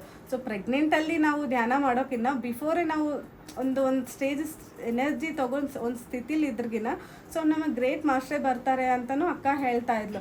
ಸೊ ಹಾಗಾಗಿ ಓಕೆ, ನನಗೆ ಇವಾಗ ಅದಕ್ಕಿಂತ ಮುಂಚೆನೇ ನಾನು ಮತ್ತೆ ಧ್ಯಾನ ಸ್ಟಾರ್ಟ್ ಮಾಡಿಕೊಂಡೆ. ಸೊ ನಾನು ಧ್ಯಾನ ಸ್ಟಾರ್ಟ್ ಮಾಡಿ ಎಲ್ಲ ಆದಮೇಲೆ ಸೊ ನನಗೆ ಮಗುನೂ ಆಯಿತು, ನನಗೆ ಹೆಣ್ಪಾಪೂ ಆಯಿತು. ಸೊ ಅವಳಿಗೆ ಈಗ 2.5 years. ಸೊ ಅಲ್ಲಿಂದ ನಾವು ಅಮ್ಮ ಮನೆಗೆ ಬಂದ್ವಿ. ಅಮ್ಮ ಮನೇಲಿ ನಾನು ಪ್ರೆಗ್ನೆಂಟ್ ಇರಬೇಕಾದ್ರೆ ನಾನು ಮತ್ತೆ ಪಿರಮಿಡಲ್ಲೆಲ್ಲ ಹೋಗಿ ಎಲ್ಲ ಧ್ಯಾನ ಮಾಡಿ ಸೊ ನನ್ನ ಜರ್ನಿ ಮತ್ತೆ ಅಲ್ಲಿಂದ ಸ್ಟಾರ್ಟ್ ಮಾಡಿದೆ. ಸೊ ತುಂಬ ಅಂದರೆ ತುಂಬ ಚೆನ್ನಾಗಾಯಿತು. ನನ್ನ ಮಗಳು ನನಗೆ ಎಷ್ಟು ಸಪೋರ್ಟಿವ್ ಆಗಿದ್ದಾಳೆ ಅಂದರೆ ಅಷ್ಟು ಸಪೋರ್ಟಿವ್. ನಾನು ಯಾವಾಗೂ ಧ್ಯಾನ ಮಾಡ್ತೀನೋ ನನಗೆ ಇದನ್ನೇ ಮಾಡಲ್ಲ. ಸೊ ಅದಾದಮೇಲೆ ನಾನು ಮತ್ತೆ ಊರಲ್ಲಿ ಸ್ಟಾರ್ಟ್ ಮಾಡಬೇಕು ಅಂತ ಪ್ಲ್ಯಾನ್ ಇತ್ತಲ್ವ. ಸೊ ಅದನ್ನೇ ಮಾಡ್ತಾಯಿದ್ದೆ. ಸೊ ಅದ್ರ ಜೊತೆಗೆ ನಂದು ಸಾರ್ ಯಾವಾಗಲೂ ನನಗೆ ಸಪೋರ್ಟ್ ಮಾಡೋರು. ನೀನು ಮಾಡಮ್ಮ, ನೀನು ಧ್ಯಾನ ನೀನು ಮಾಡು, ನೀನು ಶುರು ಮಾಡು ಅಂತಲೇ ಹೇಳೋರು. ಓಕೆ ಸರ್, ನಾನು ಮಾಡ್ತೀನಿ ಅಂತಲೇ ಮಾಡ್ತಾಯಿದ್ದೆ. ಸೊ ಅದು ಆದಮೇಲೆ ನಾನು ಇಂಡಿಯನ್ ಚಾಲೆಂಜ್ ಅಂತ ಅಯ್ಯಪ್ಪ ಪಿಂಡಿ ಸರ್ದು ಕ್ಲಾಸ್ ಇದೆ. ಸೊ ಆ ಚಾಲೆಂಜ್ ಎಕ್ಸೆಪ್ಟ್ ಮಾಡಿಕೊಂಡೆ. ಸೊ ಆ ಚಾಲೆಂಜ್ ಎಕ್ಸೆಪ್ಟ್ ಮಾಡ್ಕೊಂಡ್ಮೇಲೆ ಸಾರು ಕೆಲವೊಂದು ರೂಲ್ಸ್ ಇದ್ದಾವೆ. ನಮ್ಮದು ವಯಸ್ಸು ಎಷ್ಟಿದೆ ಅಷ್ಟು ನಾವು ಧ್ಯಾನ ಮಾಡಬೇಕು. ಮತ್ತು ಸತ್ಸಂಗ, ನಾವು ಏನೇನು ನಡೆದಿದೆ ಅದನ್ನೆಲ್ಲ ನಾವು ಡಿಸ್ಕಷನ್ ಮಾಡಬೇಕು. ಪ್ರತಿಯೊಬ್ಬರಿಗೂ ಧ್ಯಾನ ಪ್ರಚಾರ ಆಗಬೇಕು, ಧ್ಯಾನ ಹೇಳ್ಕೊಡ್ಲೇಬೇಕು. ಅದು ಆದಮೇಲೆ ಬುಕ್ ರೀಡಿಂಗ್ ಕಂಪಲ್ಸರಿ, ಮತ್ತು ಎಕ್ಸಸೈಸು. ಸೊ ಜರ್ನಲಿಂಗ್, ನಾವು ಏನೇನು ಮಾಡ್ತಾಯಿದ್ದೀವಿ ಪ್ರತಿಯೊಂದನ್ನು ನಾವು ಜರ್ನಲಿಂಗ್ ಮಾಡ್ತಾ ಬರಬೇಕು. ಸೊ ಗಾಸಿಪ್ ಅಂತೂ ಇಲ್ಲವೇ ಇಲ್ಲ, ಒಬ್ಬರ ಬಗ್ಗೆ ನೋ ಕಂಪ್ಲೇಂಟ್ಸು. ಸೊ ಗಾಸಿಪ್ ಇಲ್ಲ. ಮತ್ತು ನಾವು ಡಿಸ್ಕಷನ್ ಏನೇ ಮಾಡಿದ್ರು ಧ್ಯಾನದ ಬಗ್ಗೆ. ಸೊ ಇವೆಲ್ಲ ರೂಲ್ಸ್ನ ಆಕ್ಸೆಪ್ಟ್ ಮಾಡಿಕೊಂಡು ನಾನು ಜೀವನದಲ್ಲಿ ಇವನ್ನೆಲ್ಲ ಅಳವಡಿಸ್ಕೊಳ್ತಾ ಹೋದೆ. ನೋ ಗಾಸಿಪ್ಪು. ಎಷ್ಟು ಗಾಸಿಪ್ ಮಾತಾಡೋದ್ರಿಂದ ಎಷ್ಟೊಂದು ಎನರ್ಜಿ ಲಾಸ್ ಆಗುತ್ತೆ ಅಂತ ನನಗೆ ಚೆನ್ನಾಗಿ ಅರ್ಥ ಆಯಿತು. ಸೊ ಅವಾಗಿಂದ ನಾನು ಗಾಸಿಪ್ಪೇ ಮಾಡೋಕ್ಕೋಗಲ್ಲ. ಇವಾಗ ನೋಡಿ, ಗಾಸಿಪ್ ಮಾಡೋದಂದರೆ ಯಾರಿಗೆ ಎನರ್ಜಿ ಲಾಸು? ನಮಗೆ. ಸೊ ನಾವು ಎಷ್ಟು ತಲೆಯಲ್ಲಿ ಹೊಕ್ಕೊಂಡು ಎಷ್ಟು ಮನಸ್ಸು ಹಾಳು ಮಾಡ್ಕೊಂಡು ಎಷ್ಟು ಇದು ಮಾಡ್ಕೊತೀವಿ ಅಂತಂದರೆ ಅದು ಬರೀ ಇಲ್ಲಿಗೆ ಮುಗಿಯುತ್ತಾ? ಇಲ್ಲ, ಕ್ಯಾರಿ ಮಾಡ್ತಾ ಇರ್ತೀವಿ. ಅವ್ರು ಹಂಗಂದ್ರು, ಇವ್ರು ಹಂಗಂದ್ರು. ಸೊ ಒಳಗಡೆ ಹೆಂಗೆ ಗೊತ್ತಾ, ಒಂದು ಪೈಪ್ ನೀರು ಹೆಂಗೆ ಹೋಗ್ತಾ ಇರುತ್ತೆ ಹಾಗೆ ನಮ್ಮದು ಅವ್ರದ್ದು ಎಲ್ಲ ಮನಸ್ಸನ್ನ ತುಂಬಿಕೊಂಡ್ರೆ ಆ ಎನರ್ಜಿ ಹೋಗೋದಿಲ್ಲ, ಎಲ್ಲ ಬ್ಲ್ಯಾಕ್ ಆಗಿಬಿಡುತ್ತೆ. ಸೊ ಎಲ್ಲ ಹೋಗ್ಬಿಡುತ್ತೆ. ಸೊ ಅಲ್ಲಿಗೆ ಬಿಟ್ಬಿಡ್ತೀವಿ. ಅವ್ರು ಏನೋ ಅಂದರು ಅಂತ ನಾವು ಬಿಟ್ಬಿಡ್ತೀವ? ಇಲ್ಲ, ಕ್ಯಾರಿ ಮಾಡ್ತೀವಿ. ಅವ್ರು ಹಂಗಂದ್ರು, ನಮ್ಗೆ ಹೆಂಗಂದ್ರು, ನಾನು ಇಲ್ಲಿ ಮತ್ತೆ ಬರಲಿ, ನಾನು ಅವ್ರ ಹತ್ರ ರಿವೈಸ್ ತೀರ್ಸ್ಕೊತೀನಿ. ಸೊ ಇಲ್ಲಿ ಯಾರ್ದು ಎನರ್ಜಿ ಲಾಸ್ ಆಗ್ತಾ ಇರೋದು? ನಮ್ಮದೇ. ನಾವೆಲ್ಲ ಅದು ಅವ್ರ ಬಗ್ಗೆ ಕೋಪ ಅವ್ರು ಏನೋ ಹೋಗಿರ್ತಾರೆ. ಬಟ್ ನಾವು ಅದನ್ನ ಮನಸ್ಸೊಳಗೆ ಇಟ್ಕೊಂಡು ಎಷ್ಟೆಲ್ಲ ಲಾಸ್ ಆಗ್ತಾ ಇದ್ದೀವಿ ಅಂದರೆ ನಮ್ಮದು ಎನರ್ಜಿ ಎಲ್ಲ ಹೋಗ್ತಾ ಇದೆ. ಸೊ ನಮ್ಮದು ನಮ್ಮ ಫ್ಯಾಮ್ಲಿ ಅದೇ ನೆಗೆಟಿವಿಟಿಯಿಂದನೇ ಇರುತ್ತೆ. ಸೊ ಆ ಮನಸ್ಥಿತಿಲಿ ನಾವು ಧ್ಯಾನ ಮಾಡೋಕ್ಕೂ ಆಗಲ್ಲ. ಸೊ ಯಾವಾಗ ನಾವು ಅದನ್ನೆಲ್ಲ ಹೊರಗಡೆ ಹಾಕ್ತೀವಿ, ಯಾವಾಗ ನಾವು ಅದನ್ನೆಲ್ಲ ಮರಿತೀವಿ. ಸರ್ ಯಾವಾಗಲೂ ಹೇಳ್ತಾ ಇರ್ತಾರೆ, ಪತ್ರಿ ಸರ್, ಒಂದು ಕ್ಷಮಿಸು ಬಿಡು, ಇಲ್ಲ ಮರೆತು ಬಿಡು ಅಂತ. ಸೊ ನಾವು ಯಾವಾಗಲೂ ಕ್ಷಮಾಪಣೆದಿಂದನೇ ಇರಬೇಕು. ನೀವು ಯಾವಾಗ ಕ್ಷಮಾಪಣೆಯ ಮನೋಭಾವ ಬೆಳೆಸ್ಕೊತೀರೋ, ಯಾವಾಗ ಪ್ರತಿಯೊಬ್ಬರನ್ನು ಕ್ಷಮಿಸ್ತಾ ಬರ್ತಿರೋ, ಆವಾಗ ನೋಡಿ ನಿಮ್ಮ ಲೈಫಲ್ಲಿ ಚೇಂಜಸ್ ಎಷ್ಟು ಚೆನ್ನಾಗಾಗುತ್ತೆ ಅಂತ. ಸೊ ಅದು ಎಕ್ಸ್ಪೀರಿಯೆನ್ಸು ನನಗೆ ಆಗಿದೆ. ಪ್ರತಿಯೊಂದಕ್ಕೂ ಕ್ಷಮಾಪಣೆ ಅನ್ನೋದು ಒಂದಿದೆ. ನನಗೆ ಬಿಫೋರ್ ಮ್ಯಾರೇಜೇ ನಾವು 3 ಹೆಣ್ಮಕ್ಳು, ನನ್ನ ತಮ್ಮ ಒಬ್ಬನು. ಸೊ ಅದರಲ್ಲಿ ಮಗ ಅನ್ನೋಕ್ಕಿಂತ ಮಗಳ ಮೇಲೆ ನಮ್ಮ ಅಪ್ಪ ಜೀವ ಜಾಸ್ತಿ ನನ್ನ ಮೇಲೆ. ಸೊ ತುಂಬ ಅಂದರೆ ತುಂಬ ಕೇರಿಂಗು, ತುಂಬ ಸಪೋರ್ಟಿವ್ ಆಗಿದ್ರು, ತುಂಬಾ ಇರಲಿದ್ರು. ಆ ಒಂದು ಟೈಮಲ್ಲಿ ನಾನು ಮೆಡಿಟೇಷನ್ ಮಾಡೋ ಟೈಮಲ್ಲೇ ನನ್ನ ಅಪ್ಪ 1 week ನನ್ನ ಮೇಲೆ ತುಂಬ ಗರಂ ಆಗೋರು. ಏನು ಮಾಡಿದ್ರು ಸಿಟ್ಟು, ಏನು ಮಾಡಿದ್ರು ಬೈಯೋರು. ನನಗೆ ಶಾಕ್ ಆಗಿಬಿಡ್ತು. ಇಷ್ಟು ವರ್ಷ ಇಷ್ಟು ಚೆನ್ನಾಗಿರೋರು ಇವಾಗ ಯಾಕೆ ನನ್ನ ಹತ್ರ ಇಷ್ಟು ಬೈತಾ ಇದ್ದಾರೆ? ನಾನು ಏನೋ ಫುಡ್ ಮಾಡಿರಲಿ, ವೆರೈಟಿ ಏನೋ ಟ್ರೈ ಮಾಡಿರಲಿ, ಮುಂಚೆ ಎಲ್ಲ ಉಪ್ಪಿರಲಿ, ಖಾರ ಎಲ್ಲ ಸೂಪರ್ ಇದೆಯಮ್ಮ ಅಂತ ತಿನ್ನೋರು. ಬಟ್ ಅವಾಗ ಇದೇನಿದು ಹಿಂಗೆ ಮಾಡಿಯಾ, ಎಷ್ಟು ವರ್ಷ ಆಗಿದೆ ಅಂತ ಬೈಯೋರು. ನನಗೇನೂ ಅರ್ಥ ಆಗ್ತಾ ಇರಲಿಲ್ಲ. ಇದೇನಿದಕ್ಕೆ ಹಿಂಗೆ ಮಾಡ್ತಾ ಇದ್ದಾರೆ, ನಮ್ಮಪ್ಪ ಬಿಹೇವಿಯರ್ ಏನಕ್ಕೆ ಹಿಂಗೆ ಚೇಂಜ್ ಆಗ್ತಿದೆ ಅಂತ ನನಗೆ ಒಂಥರ ಕ್ವಶನ್ ಮಾರ್ಕ್ ಆಗೋದು. ಸೊ ನಾನು ಹೀಗೆ ಒಂದು ಕ್ಲಾಸ್ ಕೇಳಬೇಕಿದ್ರೆ ಯಾವ ಜನ್ಮದಲ್ಲಿ ಅವರಿಗೆ ನಾವು ತಂದೆ ಆಗಿರ್ತೀವೋ, ಅವ್ರಿಗೆ ನಾವು ಏನು ಬೈದಿರ್ತೀವೋ ಅದನ್ನು ರಿವರ್ಸ್ ಆಗುತ್ತಲ್ಲ, ಓ ಇರಬಹುದು ಅಂದ್ಬಿಟ್ಟು ನಾನು ಮತ್ತೆ ಧ್ಯಾನಕ್ಕೆ ಕೂತ್ಕೊಂಡು ನಾನು ಮತ್ತೆ ನಮ್ಮ ಅಪ್ಪನ ಕ್ಷಮಾಪಣೆ ಕೇಳಿಕೊಂಡು ಅವ್ರ ಹತ್ರ ನಾನು ಕ್ಷಮಿಸಿ. ಕ್ಷಮಾಪಣೆ ಅನ್ನೋದು ಎಷ್ಟು ಚೆನ್ನಾಗಿ ಕೆಲಸ ಮಾಡುತ್ತಂದರೆ ನನಗೆ ಆವಾಗಲೇ ಗೊತ್ತಾಯಿತು. ನನಗೆ ತುಂಬ ದಿನವೂ ನಾನು ರಿಸಲ್ಟ್ ನೋಡಲಿಲ್ಲ. ಅವತ್ತಿನ ದಿನ ಕ್ಷಮಾಪಣೆ ತೊಗೊಂಡಿದ್ದೀನಿ ಅಂತಂದರೆ ಸೊ ನೆಕ್ಸ್ಟ್ ಡೇನೇ ನಮ್ಮ ಅಪ್ಪ ನನ್ನ ಹತ್ರ ಚೆನ್ನಾಗಿ ಮಾತಾಡ್ಸೋಕ್ಕೆ, ಅದೇನು ಕೋಪ ಅಷ್ಟು ಏನು ಬೈತಾಯಿದ್ರು, ಸೊ ನೆಕ್ಸ್ಟ್ ಡೇನೇ ನನ್ನ ಹತ್ರ ನಾರ್ಮಲ್ ಆಗಿಬಿಟ್ಟು ಅಷ್ಟು ಕ್ಷಮಾಪಣೆ ಅನ್ನೋದು ಎಷ್ಟು ಮಹತ್ವ ಅನ್ನೋದು ನನಗೆ ಯಾವಾಗ ಗೊತ್ತಾಯ್ತು. ಸೊ ಹಾಗಾಗಿ ಯಾವಾಗೂ ನಾನಿದ್ರು ಸೊ ಅವ್ರನ್ನ ಮರ್ತೇ ಬಿಡ್ತೀನಿ, ಇಲ್ಲಾಂದರೆ ಅವ್ರ ಹತ್ರ ನಾನು ಕ್ಷಮಿಸಿ ಅಂತಲೇ ಕೇಳಿಬಿಡ್ತೀನಿ. ಸೊ ಅದರಿಂದ ಎಷ್ಟೋ ಹೆಲ್ತ್ ಇಶ್ಯೂಸ್ ಆಗಲಿ ಎಷ್ಟೇ ಆಗಲಿ ಹೀಲಿಂಗ್ ಆಗ್ತಾನೇ ಹೋಗುತ್ತೆ. ಸೊ ಈ ಗಾಸಿಪ್ ಅನ್ನೋದ್ರಿಂದ ಎಷ್ಟು ಚೆನ್ನಾಗಿ ಹೊರಗಡೆ ಬರ್ತೀವಿ ಅಂದರೆ ಅಷ್ಟು ನಮಗೆ ಇದು ಒಂದೇ ಒಂದು ರೀಸೆಂಟಾಗಿ ನನಗೊಂದು ಎಕ್ಸ್ಪೀರಿಯೆನ್ಸ್ ಏನಪ್ಪ ಅಂತಂದರೆ, ಸೊ ನಾನು ಇಷ್ಟೆಲ್ಲ ಹೇಳ್ತೀನಿ. ಸೊ ಯಾರ ಮೇಲೂ ಕೋಪ ಬೇಡ, ಯಾರ ಮೇಲೂ ಬೇಡ. ಆದರೂ ನಾನು ಒಂದು ಮಿಸ್ಟೇಕ್ ಮಾಡಿದೆ. ಹೆಂಗೆ ಗೊತ್ತಾ, ನಾನು ರೀಸೆಂಟಾಗಿ ನಾನು ಹೇರ್ ಕಟ್ ಮಾಡಿಕೊಂಡೆ. ನನ್ನ ಹೇರ್ ಫುಲ್ಲು ಲಾಂಗ್ ಇತ್ತು. ಸೊ ಅವ್ರಿಗೆ ಹೇಳಿದ್ದೆ ಹೇರ್ ಕಟ್ ಮಾಡೋರಿಗೆ ಸ್ವಲ್ಪ ಇಷ್ಟೇ ಕಟ್ ಮಾಡಿ ಅಂತ. ಅವ್ರು ಏನು ಮಾಡಿದ್ರು, ಫುಲ್ ಶಾರ್ಟ್ ಹಾಕಿಬಿಟ್ರು. ನನಗೆ ಫುಲ್ ಕೋಪ, ಯಾಕಂದರೆ ನಾನು ಎಕ್ಸ್ಪೆಕ್ಟ್ ಮಾಡಿರಲಿಲ್ಲ ಅಷ್ಟು ಹೇರ್ ಕಟ್ ಮಾಡ್ತಾರೆ ಅಂತ. ನನಗೆ ಅವ್ರ ಮೇಲೆ ತುಂಬ ಸಿಟ್ಟು, ತುಂಬ ಕೋಪ ಬಂದುಬಿಡ್ತು. ನಾನು ಅಂದ್ಕೊಳ್ತಾ ಇದ್ದೀನಿ ನಾವು ಯಾರ ಮೇಲೂ ಕೋಪ ಮಾಡ್ಕೋಬಾರ್ದು, ಯಾರ ಮೇಲೆಲ್ಲ. ಬಟ್ ಆದರೂ ಅದು ನನಗೆ ಕಂಟ್ರೋಲ್ ಆಗ್ತಾಯಿಲ್ಲ. ಫುಲ್ ಅವತ್ತು ಈವ್ನಿಂಗೆಲ್ಲ ಕೋಪ ಮಾಡಿಕೊಂಡು ನನಗೆ ಫುಲ್ ಸಿಟ್ಟು ಕೋಪ ಅಂತೂ ಇದೆ. ನನ್ನ ಅಕ್ಕನ ಮೇಲೂ ಸಿಟ್ಟಿದೆ. ನೀನು ಅಲ್ಲೇ ಕೂತಿದ್ಯಾ, ನೀನು ಯಾಕೆ ಅವರಿಗೆ ಹೇಳಿಲ್ಲ ಅಂತ ನನ್ನ ಅಕ್ಕನೂ ನಾನು ಬೈದಿದ್ದೀನಿ. ಸೊ ನೋಡಿ, ಅದು ಒಂದರಿಂದ ನನಗೆ ಅವತ್ತು ನೈಟ್ ಮಲಗಿದ್ದೀನಲ್ಲ, ಬೆಳಗ್ಗೆ ಎದ್ದಿದ್ದರಿಂದ ಸೊ ಇದೆಲ್ಲ ಫುಲ್ಲು ಪೇನು. ಎಷ್ಟು ತಡ್ಕೊಳ್ಳೋಕೆ ಆಗ್ತಿಲ್ಲ. ಈ ನನ್ನ ಹೇರ್ ಎಲ್ಲಿದೆ ಅಲ್ಲಿಂದ ಹಿಡಿದು ಈ ಹೆಡ್ವರೆಗೂ ತುಂಬ ಅಂದರೆ ತುಂಬ ಪೇನ್ ಆಗ್ತಾಯಿದೆ. ನನಗೇನೂ ಅರ್ಥ ಆಗ್ತಾಯಿಲ್ಲ, ಏನಕ್ಕೆ ಇಷ್ಟು ಪೇನು ಅಂತಲೂ ಗೊತ್ತಾಗ್ತಾಯಿಲ್ಲ. ನಾನು ಅಂದ್ಕೊಂಡೆ ಮೇ ಬಿ ಪಿಲ್ಲೋ ಸರಿಗೆ ಇಟ್ಕೊಂಡಿಲ್ಲೇನೋ, ಅದಕ್ಕೋಸ್ಕರ ಫುಲ್ ಪೇನ್ ಆಗಿದೆ ಅಂತ. ಯಾವಾಗಲೂ ಪಿಲ್ಲೋ ಇಟ್ಕೊತೀನಿ, ಇವತ್ತೇನಕ್ಕೆ ಪಿಲ್ಲೋ ಏನೋ ಸ್ವಲ್ಪ ಪೇನ್ ಬರಬೇಕಿತ್ತು. ಬಟ್ ನನ್ನ ಹೇರ್ ಎಷ್ಟಿದೆ ಅಲ್ಲಿಂದ ಹಿಡಿದು ನನ್ನ ಶಾರ್ಟ್ವರೆಗೂ ಫುಲ್ ಹೆವಿ ಪೇನ್ ಬರ್ತಾಯಿದೆ. ನಂಗೆ ಗೊತ್ತಾಗಲಿಲ್ಲ. ಆಮೇಲೆ ನಾನು ದಾವಣಗೆರೆಯಲ್ಲಿ ಇದ್ದೆ ಅಲ್ಲ, ಮಾರುತಿರಾಮ್ ಸರ್ ಅಂತ, ಅಲ್ಲಿ ಆ ಸರ್ ಹತ್ರ ಸರ್ ನನಗೆ ಯಾಕೋ ಇವತ್ತು ಫುಲ್ಲು ಪೇನ್ ಬರ್ತಾಯಿದೆ, ನನಗೇನೋ ಅರ್ಥನೇ ಆಗ್ತಾಯಿಲ್ಲ ಅಂತಂದರೆ, ಅಮ್ಮ ನೀನು ಯಾಕಮ್ಮ ಅಷ್ಟು ಕೋಪದಲ್ಲಿದ್ದೀಯಾ, ನೀನು ಯಾಕೆ ಪ್ರೇಮ ತತ್ವ ತೋರಿಸ್ತಾ ಇಲ್ಲ ಅಂತಂದರು. ಬಾ ಕುತ್ಕೋ ಅಂತೇಳಿ ಕುಂದ್ರಿಸ್ಕೊಂಡು ನನಗೆ ಧ್ಯಾನ ಕುತ್ಕೊ, ನಿಂಗೆ ಎಲ್ಲೆಲ್ಲಿ ಪೇನ್ ಬರ್ತಾಯಿದೆ ಅಲ್ಲೆಲ್ಲಿ ಇಟ್ಕೊಂಡು ಕತ್ತಲ್ಲಿ ಇಟ್ಕೊಂಡು ನಾನು ಏನಕ್ಕೆ ಅಷ್ಟು ಪೇನ್ ಬರ್ತಿದ್ದೆ, ಯಾರ ಹತ್ರ ಅಷ್ಟು ಕೋಪಂದ ಇಟ್ಕೊಂಡಿಯಾ ನೀನು ಅಂತೇಳಿ ಅವ್ರ ಹತ್ರ ಕ್ಷಮಾಪಣೆ ಕೇಳು ಅಂದಮೇಲೆ ನಾನು ಕುತ್ಕೊಂಡು ಪಾರ್ಲರವ್ರನ್ನ, ನನ್ನ ಅಕ್ಕನ ಎಲ್ಲರನ್ನೂ ಕ್ಷಮಾಪಣೆ ಕೇಳಿ ಇದು ಮಾಡಿದ್ಮೇಲೆ ಓಕೆ. ನಾನು ಯಾವಾಗೂ ಅಂದ್ಕೊಂಡಿದ್ದೀನಿ, ನಾನೊಂದು ಥಾಟ್ ಇದ್ದು ನಂಗೆ ಶಾರ್ಟ್ ಹೇರ್ ಇದ್ದರೆ ಚೆನ್ನಾಗಿತ್ತು ಅಂತ. ಸೊ ಅದರಿಂದನೂ ಆಗಿರ್ಬೋದಲ್ಲ. ಸೊ ಅವರು ಅದ್ರಲ್ಲಿ ಮಿಸ್ಟೇಕ್ ಏನೂ ಇಲ್ಲಲ್ಲ. ಸೊ ಅವರು ತಿಳಿದೇ ಮಾಡಿರಬಹುದು. ಸೊ ಅದು ನನ್ನ ಒಂದು ಅಜ್ಞಾನದಿಂದ ನಾನು ಅವ್ರಿಗೆಲ್ಲ ಕೋಪ ಮಾಡ್ಕೊಂಡಿನಿ ಎಲ್ಲ ನಾನು ಅಂದ್ಕೊಂಡ್ರೆ ಸೊ ಇಮ್ಮಿಡಿಯೇಟ್ಲಿ ನನಗೆ ಆ ಪೇನೆಲ್ಲ ಎಷ್ಟು ಬೇಗ ರಿಲೀಫ್ ಆಯಿತು ಅಂದರೆ ಅಷ್ಟು ಚೆನ್ನಾಗಿ ರಿಲೀಫ್ ಆಯಿತು.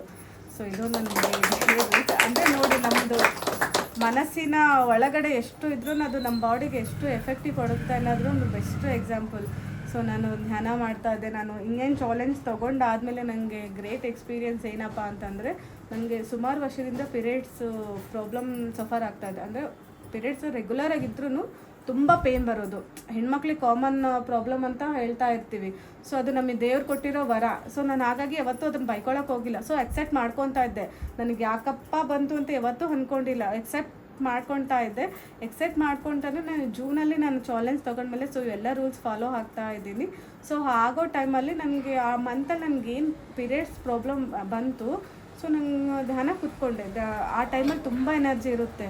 ಸೊ ಆ ಟೈಮಲ್ಲಿ ನಾವು ಮಿಸ್ಸೇ ಮಾಡ್ಕೋಬಾರ್ದು. ಆ ಟೈಮಲ್ಲಿ ನಾವು ಚೆನ್ನಾಗಿ ಧ್ಯಾನ ಮಾಡಬೇಕು. ಮಾಮೂಲಿ ಟೈಮಲ್ಕಿಂತ ನಾವು ಪಿರಿಯಡ್ಸ್ ಟೈಮಲ್ಲಿ ನಮಗೆ ತುಂಬ ಎನರ್ಜಿ ಇರುತ್ತೆ, ತುಂಬ ಧ್ಯಾನ ಚೆನ್ನಾಗಿ ಮಾಡಬೇಕಾಗ ಅಂತಾರೆ. ನಾವು ಪಿರಿಯಡ್ಸ್ ಆಗಿ ಧ್ಯಾನ ಮಾಡಬೇಕೋ ಬೇಡ ಅಂತ ಯಾರಿಗಾನ ಕ್ವಶನ್ಸ್ ಇದ್ದರೆ ಫಸ್ಟು ತೆಗ್ಬಿಡಿ. ಆ ಟೈಮಲ್ಲಿ ತುಂಬ ಚೆನ್ನಾಗಿ ಧ್ಯಾನ ಮಾಡಿ, ತುಂಬ ಎನರ್ಜಿ ಬರುತ್ತೆ, ಧ್ಯಾನನೂ ಚೆನ್ನಾಗಾಗುತ್ತೆ. ಸೊ ಆ ಟೈಮಲ್ಲಿ ನಾನು ಧ್ಯಾನ ಮಾಡ್ತಾ ಕೂಡ್ದು ಒಂದು 40 ಮಿನಿಟ್ಸ್ ಮಾಡಿದೆ. ಬಟ್ ನಂಗೆ ಆಗಲಿಲ್ಲ. ಇರಲಿ ಬಿಡು, ಓಕೆ ಬಾಡಿಗೂ ರೆಸ್ಟ್ ಬೇಕಲ್ಲ ಅಂತ ನಾನು ಮಲಗಿದ್ದೀನಿ. ಮಲಗೋಕ್ಕೂ ಆಗ್ತಾಯಿಲ್ಲ, ನನ್ನ ಬಾಡಿ ಏನೂ ಸಪೋರ್ಟ್ ಮಾಡ್ತಾಯಿಲ್ಲ. ನನಗೆ ಮಗಳಿದ್ದಾಳೆ, ಅವಳು ಎದ್ಮೇಲೆ ನಾನು ಅವಳು ಹೆಂಗೆ ಹಿಡ್ಕೊಳ್ಳೋ, ಅವಳಿಗೆ ಹೆಂಗೆ ಊಟ ಮಾಡಿಸ್ಲಿ ಅನ್ನೋ ನನಗೊಂದು ದೊಡ್ಡ ಚಿಂತೆ ಆಗಿಬಿಟ್ಟಿತ್ತು. ನಂಗೆ ಆಗ್ತಾನೆ ಇಲ್ಲ. ಹೋಗಲಿ ಬಿಡು, ಯಾರಿಗಾದ್ರೂ ಅಕ್ಕೋರಿಗೆ ಯಾರಿಗಾದ್ರೂ ಫೋನ್ ಮಾಡೋಣ, ಅವ್ರು ಕರ್ಕೊಂಡು ಹೋಗ್ತಾರೆ, ನೋಡೋಣ ಬಿಡು, ಇನ್ನು 1 hour ಟೈಮ್ ಇದೆ ಅಲ್ವಾ, ಅವಳು ಎದ್ದೇಳೋಷ್ಟರಲ್ಲಿ ನಾನು ಅಷ್ಟರಲ್ಲಿ ಏನಾದರೂ ರಿಕವರಿ ಆಗ್ಬೋದು ಅಂತ ಅಂದ್ಕೊಂಡೆ. ಸೊ ನಾನು ಏನು ಮಲಗಿದಾಗ ನನ್ನದು ಒಳಗಡೆಯಿಂದ ನನಗೊಂದು ಎನರ್ಜಿ ಪಾಸ್ ಆಯಿತು. ಎನರ್ಜಿ ಪಾಸ್ ಆದಮೇಲೆ ಇನ್ನೂ ಸ್ವಲ್ಪ ಟೈರ್ಡ್ನೆಸ್ ಆಯಿತು. ಇದೇನಪ್ಪ ಮುಂಚೆನೇ ನಂಗೆ ಆಗ್ತಾ ಇಲ್ಲ, ಮತ್ತೇನೋ ಒಳಗಡೆ ಹೋದಂಗೆ ಆಯಿತು, ಏನೋ ಆಗ್ತಾ ಇದೆ ಅಲ್ಲ ಅಂತೇಳಿ ಸೊ ಸುಮ್ಮನೆ ಹಾಗೆ ಮಲಗಿದೆ. ಮತ್ತೆ ಒಂದು 10 to 15 ಮಿನಿಟ್ಸ್ ಆದಮೇಲೆ ಮತ್ತೆ ನನ್ನ ಬಾಡಿ ಒಳಗೆ ಮತ್ತೆ ಒಂದು ಎನರ್ಜಿ ಪಾಸ್ ಆಯಿತು. ಸೊ ಮತ್ತೆ ಹಾಗೆ ಆಯಿತು, ಇದೇನೋ ಆಗ್ತಾಯಿಲ್ಲ, ಬೇಡ ಮಲಗೋದೇ ಬೇಡ ಬಿಡು, ಸುಮ್ಮನೆ ಧ್ಯಾನ ಮಾಡೋಣ, ಹೆಂಗೂ ನಿದ್ದೆ ಅಂತೂ ಬರ್ತಾ ಇರಲಿಲ್ಲ, ಧ್ಯಾನ ಮಾಡೋಣ ಅಂತೇಳಿ ಮತ್ತೆ ನಾನು ಧ್ಯಾನ ಕೂತ್ಕೊಂಡೆ. ಸೊ ಧ್ಯಾನನೂ ಚೆನ್ನಾಗಾಯಿತು. ನಾನು ಧ್ಯಾನ ಅವಳು ಇದ್ರು. ಸೊ ನಾನು ನಾರ್ಮಲ್ ಆಗೋದೆ, ನನಗೇನು ಬಾಡಿ ಟೈರ್ಡ್ನೆಸ್ ಎಲ್ಲ ಏನಿತ್ತು ಸೊ ಅದೆಲ್ಲ ಹೋಯ್ತು, ಏನೂ ಆಗಲಿಲ್ಲ. ಸೊ ಅದು ಪೇನ್ ಅಂತೂ ನನಗೆ ಯಾವಾಗಾದರೂ ಕಾಲು ಪೇನು, ಬ್ಯಾಕ್ ಪೇನ್ ಅಂತೂ ತುಂಬ ಇತ್ತು. ಓಕೆ, ಆ ಮಂತ್ ಓಕೆ. ಸೊ ನೆಕ್ಸ್ಟು ಜೂನಿಂದ ಜುಲೈಗೆ ನೋಡ್ತೀನಿ, ನನಗೆ ಆ ಪೇನೇ ಇಲ್ಲ. ನನಗೆ ಶಾಕ್, ಆ ಪೇನೇ ಇಲ್ಲ. ನಮ್ಗೆ 70-80% ಆ ಪೇನೇ ಇಲ್ಲ. ನಮ್ಮ ಮನೆಯವರು ಹೇಳಿದರು, ಎಲ್ಲರೂ ಹೇಳಿದ್ರು ಎಷ್ಟು ಫ್ರೀ ಆಗಿದೆಯಲ್ಲ, ಯಾವಾಗಲೂ ಅಪ್ಪ ಅಪ್ಪ ಅಂತ ಇದ್ದೆ, ಎಷ್ಟು ಫ್ರೀ ಆಗಿದೆಯಲ್ಲ ಅಂತ. ಸೊ ನಂಗೆ ಬೆಸ್ಟ್ ಇದು ಅಂದ್ರಿಗಿನ್ನ ನನಗೆ ಆ ಪೇನೇ ಬಂದಿಲ್ಲ, ಎಷ್ಟು ಆರಾಮಾಗಿದ್ದೀನಿ ಈಗಾದ್ರೂ. ಮತ್ತು ಅದಾದಮೇಲೆ ನಾವು ದೊಡ್ಡಬಳ್ಳಾಪುರಕ್ಕೆ ಮಹಾಯಜ್ಞ ಅಂತ ಅಯ್ಯಪ್ಪ ಪಿಂಡಿ ಸರು ಕ್ಲಾಸ್ ಕಂಡಕ್ಟ್ ಮಾಡಿದ್ರು. ಸೊ ನನಗೆ ಅಲ್ಲಿಗೆ ಅಲ್ಲಿ 3 hours ಮೆಡಿಟೇಷನ್ ಮಾಡಬೇಕು ಅಂತ ಹೇಳಿದ್ರು, ಕರ್ಮ ಹೀಲಿಂಗ್ ಇದೆ ಅಂತ ಬಿಡು. ಸೊ ನಂಗೆ ಅಲ್ಲಿ ಹೋಗಬೇಕು ಅಂತ ಸರ್ ಕ್ಲಾಸಸ್ ಕೇಳಬೇಕಾದ್ರೆ, ನೀವು ಆಗಲ್ಲ ಆಗಲ್ಲ ಆಗಲ್ಲ ಅಂತ ಅಂದ್ಕೊಬಿಡಿ, ನೀವು ಮನಸ್ಸಲ್ಲಿ ನಾನು ಸ್ಟ್ರಾಂಗಾಗಿ ಅಂದ್ಕೊಳ್ಳಿ ನಾನು ಹೋಗ್ತೀನಿ ಅಂತ. ಸೊ ನಾನು ಅವತ್ತೇ ಅಂದ್ಕೊಂಡೆ, ನಾನು ರೀಸನ್ಸ್ ಹುಡುಕ್ತಾ ಇದ್ದೆ, ನನ್ನ ಮಗಳಿದ್ದಾಳೆ, ಹೋಗೋಕ್ಕಾಗುತ್ತೋ ಇಲ್ಲೋ, ಮಗಳು ಬಿಟ್ಟು ಹೆಂಗೋದ. ಸೊ ಒಂದೇ ಸೆಕೆಂಡ್ಗೆ ನಾನು ಫ್ಯಾಮ್ಲಿ, ಮಗಳು, ಹಸ್ಬೆಂಡು ಏನಿದೆ ಸೈಡ್ ಇಟ್ಬಿಟ್ಟು ನಾನು ಬರ್ತಾ ಇದ್ದೀನಿ ಅಲ್ಲಿಗೆ ಅಂತ ಅಷ್ಟೇ ಅಂದ್ಕೊಂಡೆ. ನಾನು ಕುಕ್ ಮಾಡ್ತಾ ಇದ್ದೀನಿ ಬಿಟ್ಟು ಅಂದ್ಕೊಂಡೆ ಆ ಕ್ಷಣಕ್ಕೆ.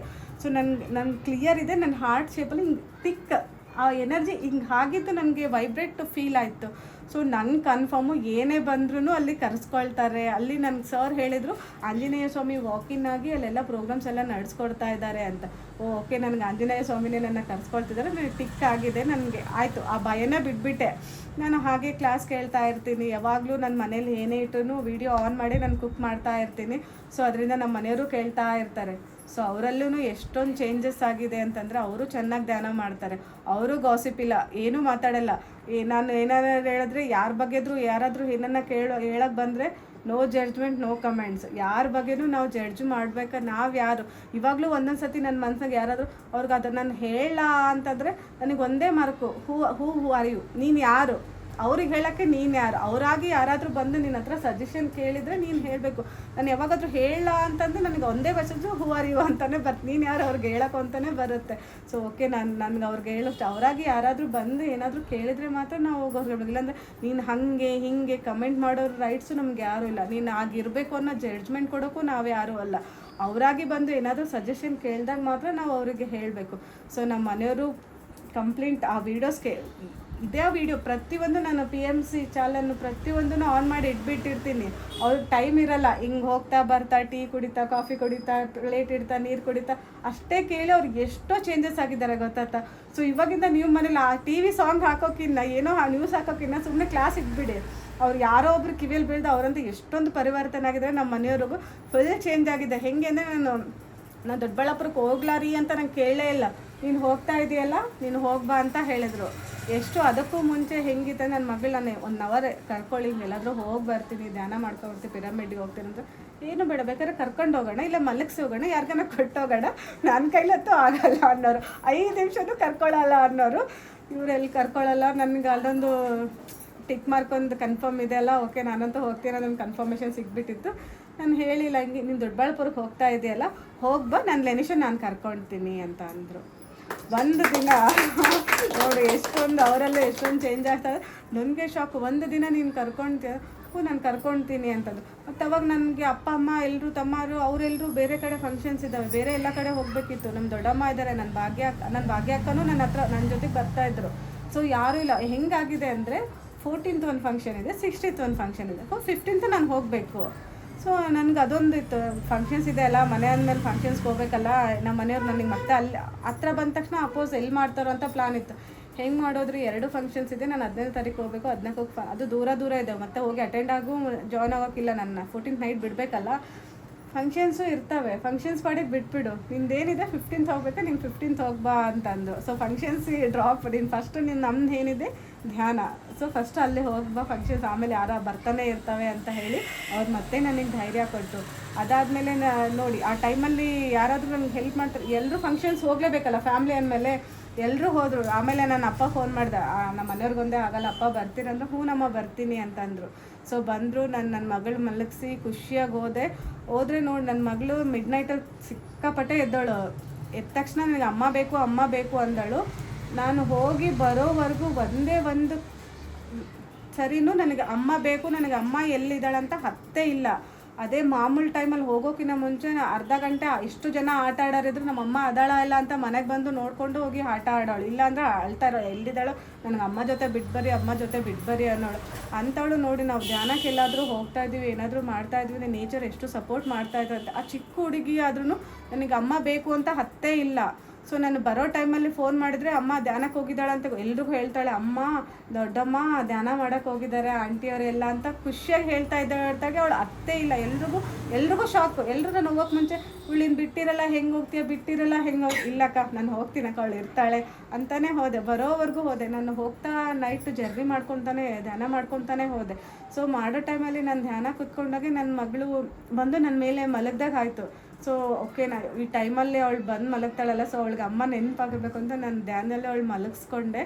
ಸೊ ಹೋದೆ ನೋಡಿ ಅಲ್ಲಿ ಎಷ್ಟು ನೇಚರ್ ನಮ್ಗೆ ಹೆಂಗೆ ಸಪೋರ್ಟ್ ಮಾಡುತ್ತಂತೆ. ನಾನು ತುಮಕೂರಲ್ಲಿ ನೈಟ್ ಟೈಮು ತುಮಕೂರು ಬಸ್ ಸ್ಟ್ಯಾಂಡ್ಗೆ ಹೋಗಲ್ಲಂತೆ, ಬೈಪಾಸ್ ಅಕ್ಕ ಬನ್ನಿ ನಮ್ಮನೆಗೆ ಬನ್ನಿ, ಆರಾಮಾಗಿ ಫ್ರೆಶ್ ಅಪ್ ಆಗಿ ಹೋಗಿ ಮತ್ತೆ ಅಲ್ಲೆಲ್ಲ ಎಲ್ಲಿ ಹೋಗ್ತೀರಾ ಅಂತ ಹೇಳಿ ಅವ್ರಿಗೆ ನೋಡಿ ಧ್ಯಾನದವರಲ್ಲ ಏನೂ ಇಲ್ಲ. ಆದರೂ ಅಷ್ಟೊತ್ತು 4 o'clock ನಾವು ಇದು ಇಳಿದ್ವಿ ಅಂದರೆ ಬಂದು ಮನೆಗೆ ಕರ್ಕೊಂಡೋಗಿ ನಮಗೆ ಎಲ್ಲ ಫ್ರೆಶ್ ಅಪ್ ಆಗೋಕೆ ಎಲ್ಲ ರೂಮ್ ಎಲ್ಲ ಕೊಟ್ಟು ಎಲ್ಲ ಮಾಡಿ ಮತ್ತೆ ನಮಗೆ ಬಸ್ ಸ್ಟ್ಯಾಂಡ್ವರೆಗೂ ಡ್ರಾಪ್ ಮಾಡಿದ್ರು. ನಾವು ಬಸ್ ಹತ್ತೋವರೆಗೂ ಅವ್ರು ನಮಗೆ ಅಲ್ಲೇ ಇದ್ದರು, ಮನೆಗೆ ಹೋಗಲಿಲ್ಲ. ನಾವು ಎಷ್ಟು ಹೇಳಿದ್ರು ಇಲ್ಲ ನೀವು ಹೋದ್ಮೇಲೆ ನಾವು ಹೋಗ್ತೀವಿ ಅಂತಂದರು. ನಾವು ಅಲ್ಲಿಗೆ ಪಿರಮಿಡ್ ಓಪನಿಂಗ್ ಇತ್ತು ದೊಡ್ಡಬಳ್ಳಾಪುರದಾಗೆ, ಮತ್ತು 9 o'clock ಇದು ಧ್ಯಾನ ಇತ್ತು. 9 to 12 ನಮಗೆ ಏನೂ ಎಲ್ಲೂ ನಾವು 8 o'clock ಆಗಿದ್ವಿ, ಇನ್ನು ತುಮಕೂರಲ್ಲೇ ಇದ್ದೀವಿ.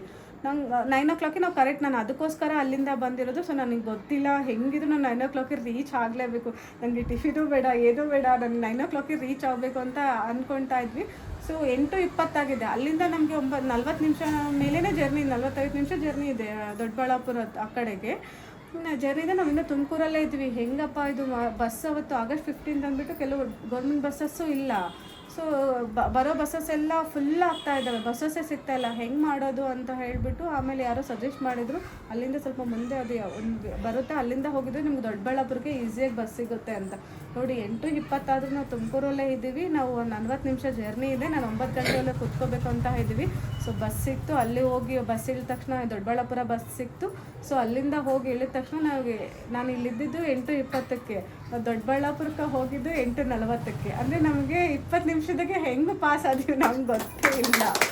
ಸೊ 8:40 ಹೋಗಿದ್ವಿ ನಾವು. ನಮಗೆ ಟಿಫಿನೂ ಬೇಡ ಏನೂ ಬೇಡ, ನಮಗೆ ಧ್ಯಾನ ಕೂತ್ಕೊಂಡ್ರೆ ಸಾಕು ಅಂತ ಅಂದ್ಕೊಂಡವರು. ನಮಗೆ ಟಿಫಿನೂ ಸಿಕ್ತು, 20 minutes ಟೈಮ್ ಸಿಕ್ತಲ್ಲ, ಟಿಫಿನೂ ಆಯಿತು, ಫ್ರೆಶ್ ಅಪ್ ಆಯಿತು, ಎಲ್ಲ ಆಗಿ ಇನ್ನೂ 9 ಗಂಟೆಗೆ 5 ನಿಮಿಷ ಟೈಮ್ ಇದೆ ಅನ್ಬೇಕಾದ್ರೇ ನಾವು ಧ್ಯಾನ ಕೂತ್ಕೊಂಡ್ಬಿಟ್ಟಿವಿ.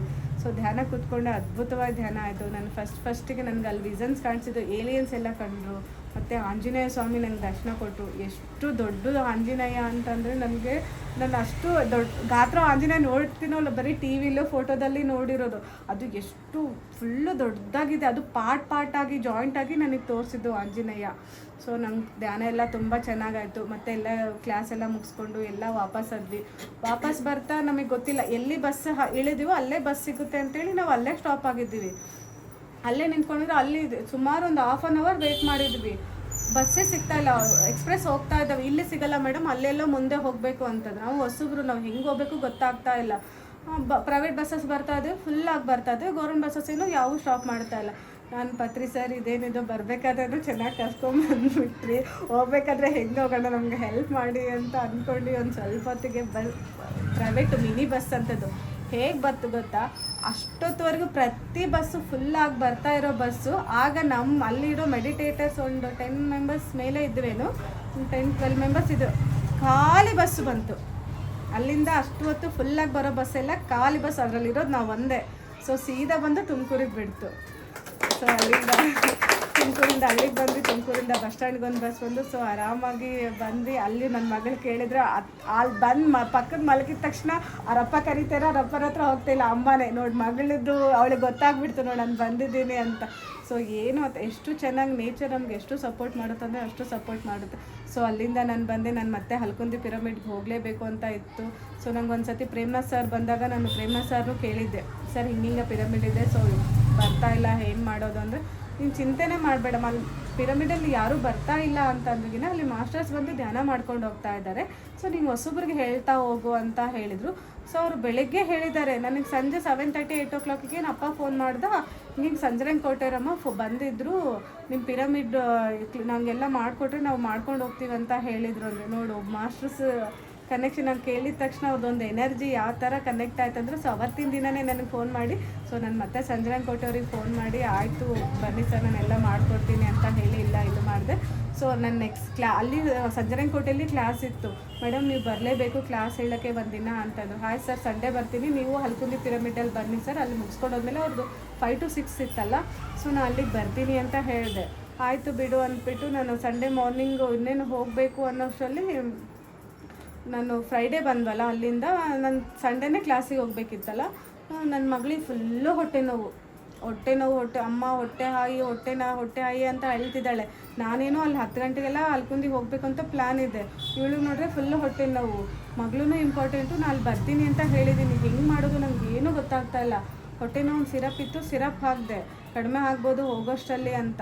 ಸಿರಪ್ ಹಾಕಿದ್ರು ಅವಳಿಗೆ ಹೊಟ್ಟೆ ನೋವು ಏನೂ ಕಮ್ಮಿ ಆಗ್ತಿಲ್ಲ, ಫುಲ್ಲು ಹೊಟ್ಟೆ ನೋವು ಅಂತಿದ್ದಾಳೆ. ನಾನೇನೋ ಅಲ್ಲಿ ಬರ್ತೀನಿ ಅಂತ ಹೇಳಿದ್ದೀನಿ, ಸಂಜರಂಗ್ ಕೋಟೆಯವರು ಬರ್ತಾ ಇದ್ದಾರೆ, ಅಮ್ಮಗೂ ಹೇಳ್ಬಿಟ್ಟಿದ್ದೀನಿ, ಎಲ್ರಿಗೂ ಹೇಳ್ಬಿಟ್ಟಿದ್ದೀನಿ. ಸೊ ನಾವು ಹೋಗಲೇಬೇಕು, ಏನು ಮಾಡೋದು ಗೊತ್ತಾಗ್ತಾ ಇಲ್ಲ. ಸೊ ಏನೂ ಮಾಡಲಿಲ್ಲ, ನನ್ನ ಮಗಳು ಹೊಟ್ಟೆ ನೋವು ಅಂತಿಲ್ಲ, ಕುತ್ಕೊಂಡೆ ಧ್ಯಾನ ಕುತ್ಕೊಂಡ್ಬಿಟ್ಟೆ ಅಷ್ಟೇ.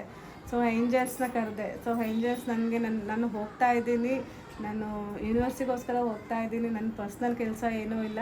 ಸೊ ನನಗೆ ಸಪೋರ್ಟ್ ಮಾಡಿ, ಇವಳಿಗೆ ಹೊಟ್ಟೆ ನೋವು ನಂಗೆ ರಿಕವರ್ ಆದ್ರೇ ನನ್ನ ಮನೆಯಲ್ಲೂ ಕಳ್ಸೋಕ್ಕೆ ಇದು ಮಾಡ್ತಾರೆ, ನನಗೆ ಸಹಾಯ ಮಾಡಿ ಅಂತ ನಾನು ಕೇಳ್ಕೊಂಡೆ ಅಷ್ಟೇ. ನನಗೆ ಕುತ್ಕೊಂಡಾಗೆ ನನಗೆ ಆ ಒಂದು ಎನರ್ಜಿ ಫೀಲ್ ಆಯಿತು. ಮತ್ತು ಏಂಜಲ್ಸ್ ಬಂದಾಗ ಕಲರ್ಸ್ ಎಲ್ಲ ಕಾಣಿಸುತ್ತೆ ಅಂತಾರಲ್ಲ, ಸೊ ನಂಗೆ ಕಲರ್ಸ್ ಎಲ್ಲ ಕಾಣಿಸ್ತು. ನಂಗೆ ಒಂದು ಕನ್ಫರ್ಮ್ ಆಯಿತು, ಏಂಜಲ್ಸ್ ನಂಗೆ ಹೆಲ್ಪ್ ಮಾಡ್ತಾ ಇದ್ದಾರೆ ಅಂತ. ಸೊ ನನ್ನ 30 to 40 minutes ಅವಳು ನನ್ನ ಮೇಲೆ ಹಾಗೆ ಮಲಗಿದ್ಲು, ನಾನು ಹಾಗೆ ಧ್ಯಾನ ಮಾಡಿದೆ. ಸೊ ನಂಗೆ ಇನ್ನೂ ಒಂದಿತ್ತು, ನಮ್ಮ ಮನೆಯವರು ನೀನು ಒಬ್ಬಳೇ ಆಟೋಕ್ಕೆ ಹೋಗು ಅಂತ ಹೇಳಿದರು. ಸೊ ನಾನು ಸಂಗನಕಲ್ಲಿಂದ ರಾಯಲಿಗೆ ಆಟೋಗೆ ಬಂದರೆ, ಆ ರಾಯಲಿಂದ ಮೋತಿಗೆ ಬರಬೇಕು, ಮೋತಿಯಿಂದ ನಂಗೆ ಹಲ್ಕುಂದಿಗೆ ಆಟೋ ಸಿಗುತ್ತೆ.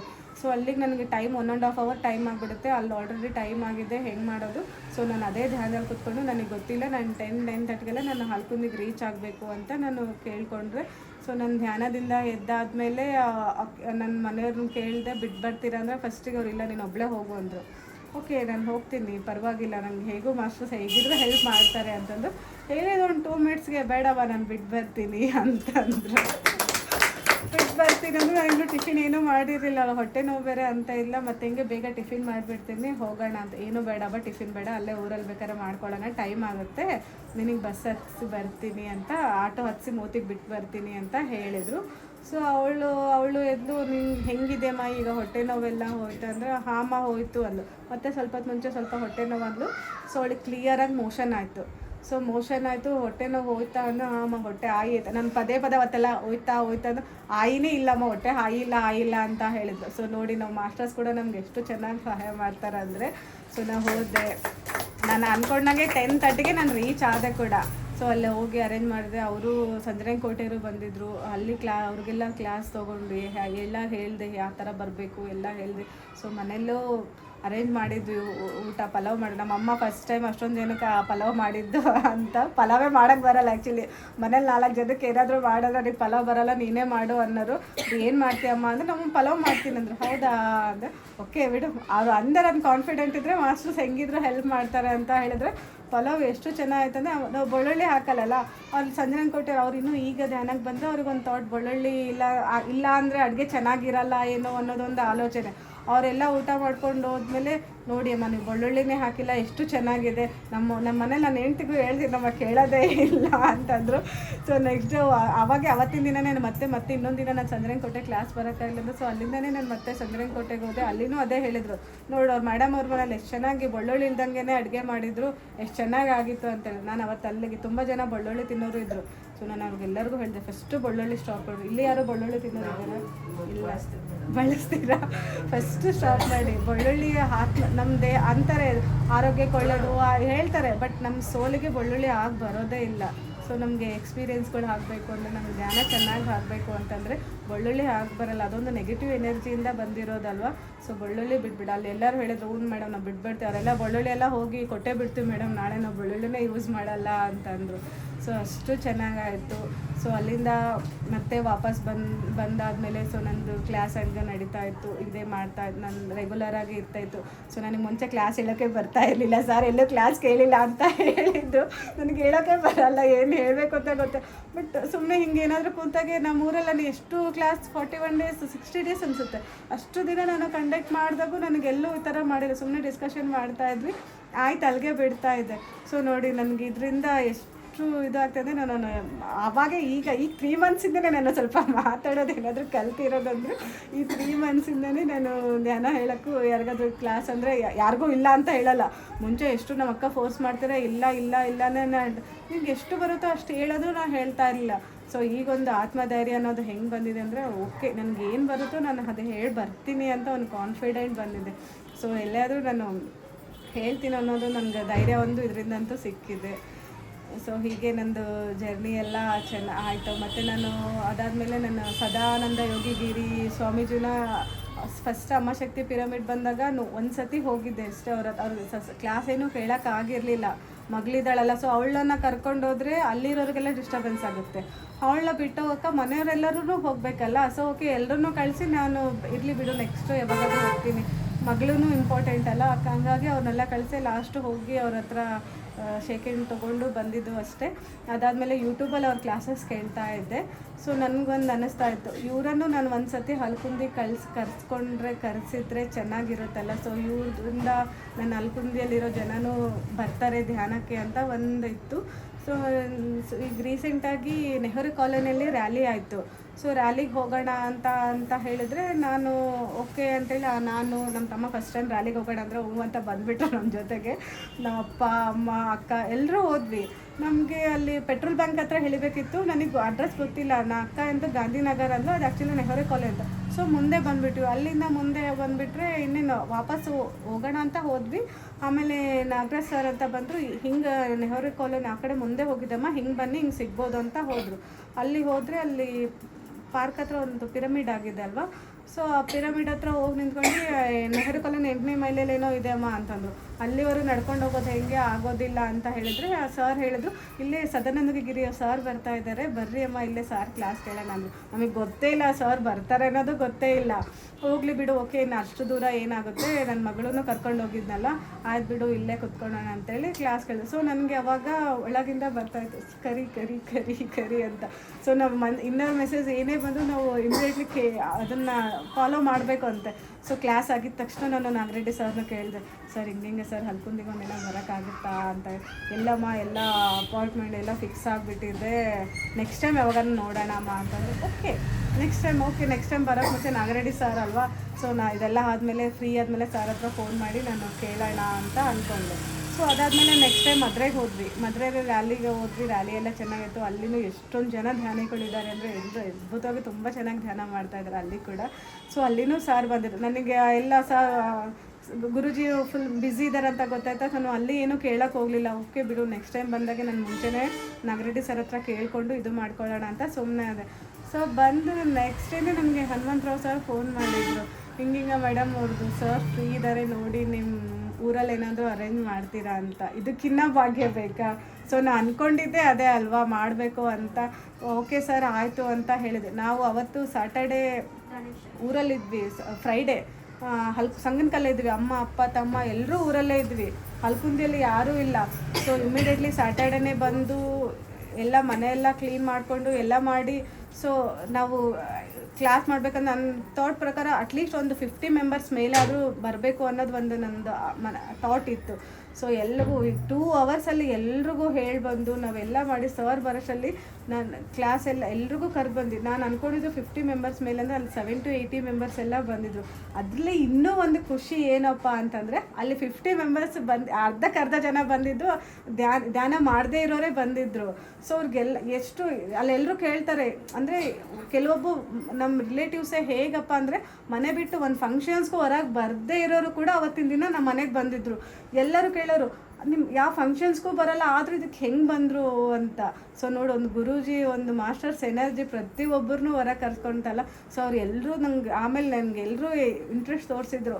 ಸೊ ನಾವು ಧ್ಯಾನ ಮಾಡ್ತೀವಮ್ಮ, ಇನ್ಮೇಲೆ ನಾವು ಮಾಡ್ತೀವಿ, ಪಿರಮಿಡ್ ಯಾವಾಗಲೂ ಓಪನ್ ಇರುತ್ತಲ್ಲ ಅಂದರೆ ಯಾವಾಗಲೂ ಓಪನ್ ಇರುತ್ತೆ ಅಂತೇಳಿ ಯಾವಾಗಲೂ ಓಪನ್ ಮಾಡಿದ್ವಿ. ಸೊ ಅಲ್ಲಿಂದ ಇವಾಗ ಅಲ್ಲಿ ಹಲ್ಕುಂದಲ್ಲೂ ಎಲ್ಲರೂ ಧ್ಯಾನ ಮಾಡ್ತಾ ಇದ್ದಾರೆ. ಎವ್ರಿ ಡೇ ಪಿರಮಿಡ್ ಓಪನ್ ಆಗ್ತಾ ಇದೆ. ಸೊ ತುಂಬ ಚೆನ್ನಾಗಿ ಧ್ಯಾನ ಕೂಡ ನಡೀತಾ ಇದೆ. ಸೊ ನಮ್ಮಮ್ಮ ಫಸ್ಟ್ ಟೈಮ್ ಅಷ್ಟೊಂದು ಜನಕ್ಕೆ ಒಗ್ಗರಣೆನೂ ಮಾಡಿದ್ದೆ. ನಮ್ಮ ಮನೇಲಿ ಏನಂದರೆ ಎಷ್ಟು ಜನ ಇದ್ದೀವಿ ಅಷ್ಟೇ. ಸೊ ಅಲ್ಲಿ 70-80 ಮೆಂಬರ್ಸಿಗೆ ಅಷ್ಟು ಫಸ್ಟ್ ಟೈಮ್ ಅವರೇ ಟ್ರೈ ಗೊತ್ತೇ ಇಲ್ಲ. ನಾವು ಯಾರಿಗಾದ್ರೂ ಹೇಳೋಣ ಅಂತ ಪ್ಲ್ಯಾನ್ ಇತ್ತು, ಬಟ್ ಎಲ್ಲ ಸಡನ್ನಾಗಿ ಡಿಸಿಷನ್ ಆಗೋದ್ರಿಂದ ಯಾರನ್ನ ಕರಬೇಕು, ಮುಂಚೆನೇ ಒನ್ ಡೇ ಬಿಫೋರೇ ಹೇಳಬೇಕಿತ್ತಲ್ಲ. ಸೊ ನಮಗೂ ಟೈಮೂ ಇರಲಿಲ್ಲ. ಅಮ್ಮ ಇದ್ದು ಇರಲಿ ಬಿಡು ನಾನು ಮಾಡ್ತೀನಿ, ಇನ್ನು ಕ್ವಾಂಟಿಟಿ ಸ್ವಲ್ಪ ಜಾಸ್ತಿ ಮಾಡಿದರೆ ಆಯಿತು ಅಂತ ಹೇಳಿದ್ರು. ಸೊ ಆಮೇಲೆ ಎಲ್ಲರೂ ಕೇಳೋರು, ಅಷ್ಟೊಂದು ಜನಕ್ಕೆ ಗಾಯತ್ರಿ ಹೆಂಗೆ ಮಾಡಿದ್ದೆ ನೀನು ಅಂತಲೇ ಕ್ವಶನ್ ಕೇಳೋರು. ಬಟ್ ಚೆನ್ನಾಗಂತೂ ಆಗಿತ್ತು ಅಂತ ಎಲ್ಲರೂ ರೆಸ್ಪಾನ್ಸ್ ಸಿಕ್ತು. ನೋಡಿ, ಅಂದರೆ ಮಾಸ್ಟರ್ಸ್ ನಮಗೆ ಎಲ್ಲ ರೀತಿಯೂ ಸಹಾಯ ಮಾಡ್ತಾರೆ ಅಂತ ಇದೊಂದು ಎಕ್ಸಾಂಪಲ್ಲು. ಸೊ ಎಲ್ಲರೂ ಧ್ಯಾನ ಮಾಡ್ತಾ ಇದ್ದಾರೆ. ನಮ್ಮ ತಮ್ಮನೂ ಈಗ ರೀಸೆಂಟಾಗಿ ಇವರು ಟೂ ಮಂತ್ಸ್ ಆಯಿತು ಬಂದು. ಸೊ ಮನೇಲಿ ಎಲ್ಲರೂ ಧ್ಯಾನ ಮಾಡ್ತಾ ಇದ್ದಾರೆ. ಏನೇ ಬಂದರೂ ನಾವು ಪಾಸಿಟಿವ್ ಆಗಿಯೇ ರಿಸೀವ್ ಮಾಡ್ಕೊಳ್ತಾ ಇದ್ದೀವಿ. ಯಾವುದೇ ಹೆಲ್ತ್ ಇಶ್ಯೂಸ್ ಆಗಲಿ ಏನೂ ಇಲ್ಲ ನಮ್ಮ ಫ್ಯಾಮಿಲಿ ಒಳಗೆ. ಎಲ್ಲರೂ ಚೆನ್ನಾಗಿ ಧ್ಯಾನ ಮಾಡ್ಕೊಂಡು ಚೆನ್ನಾಗಿ ಪ್ರಚಾರ ಮಾಡ್ಕೊಳ್ತಾ ಇದ್ದೀವಿ.